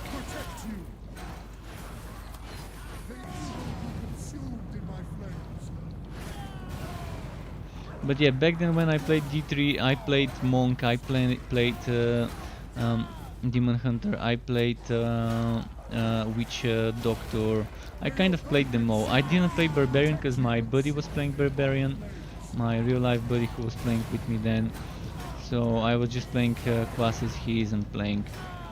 And I was trying to play something different than nukers, than mages, which I normally play. So the last thing I tried was the mage, but I never got to gear a mage completely before I quit. I only played for like 2-3 weeks before I got bored and saw how shallow D3 is. Even though this game is probably more shallow than D3, I still kind of have more fun in it. in regards to how much depth the Endgame's got.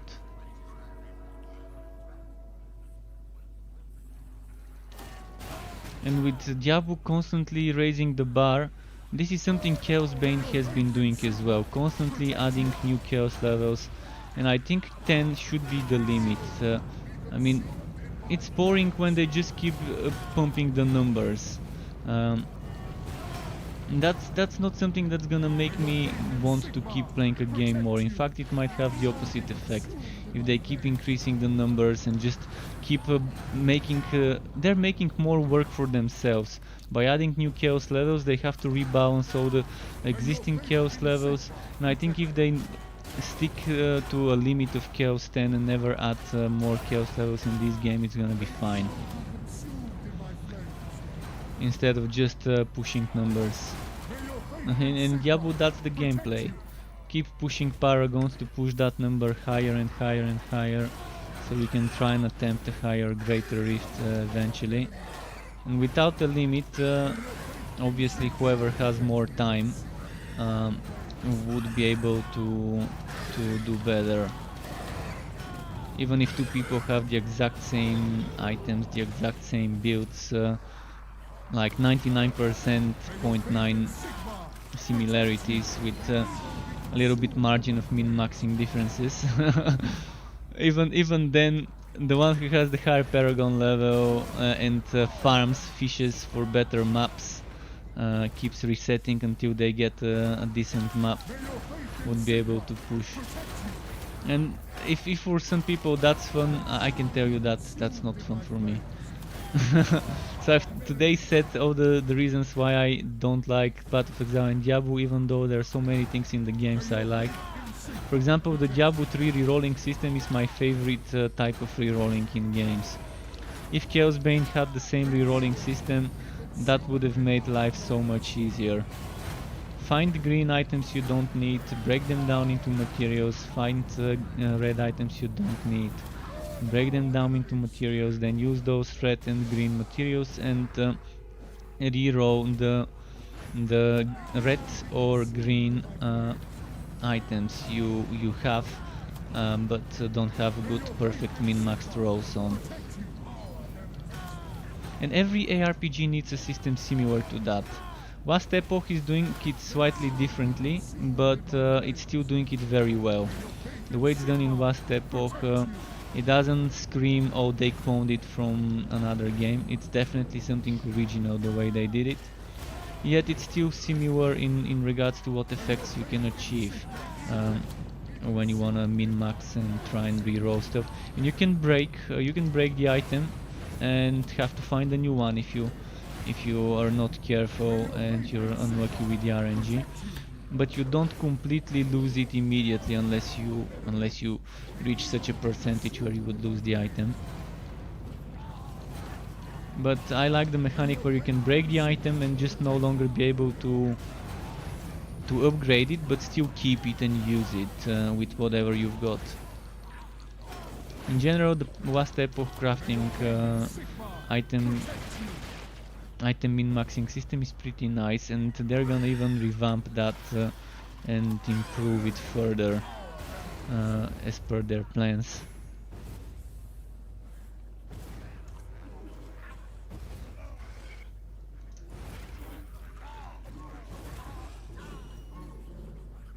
He's got the same skill as me in this one.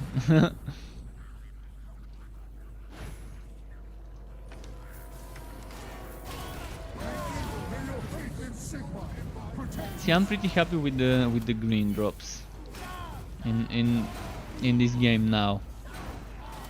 The way they handled upgraded relicants is just amazing. The game has never felt more rewarding than it does now. Probably it only felt more rewarding when it launched, when red items were the best rarity, and everyone was QQing. It's super easy to get a red gear. I geared up within 2 days, I geared up within 1 day, blah blah blah. I feel like there's not much more to do, and there really wasn't that much more to do if you only played one class, one build when the game launched. When you get all those reds and you don't really need to min-max, but now there's different types of endgame you can do, and it's not just one or two builds per class that are viable for the best content. You have options, some not so viable, but still work for Chaos 9 and maybe co-op Chaos 10. Let's see. This is kind of bad, kind of really bad.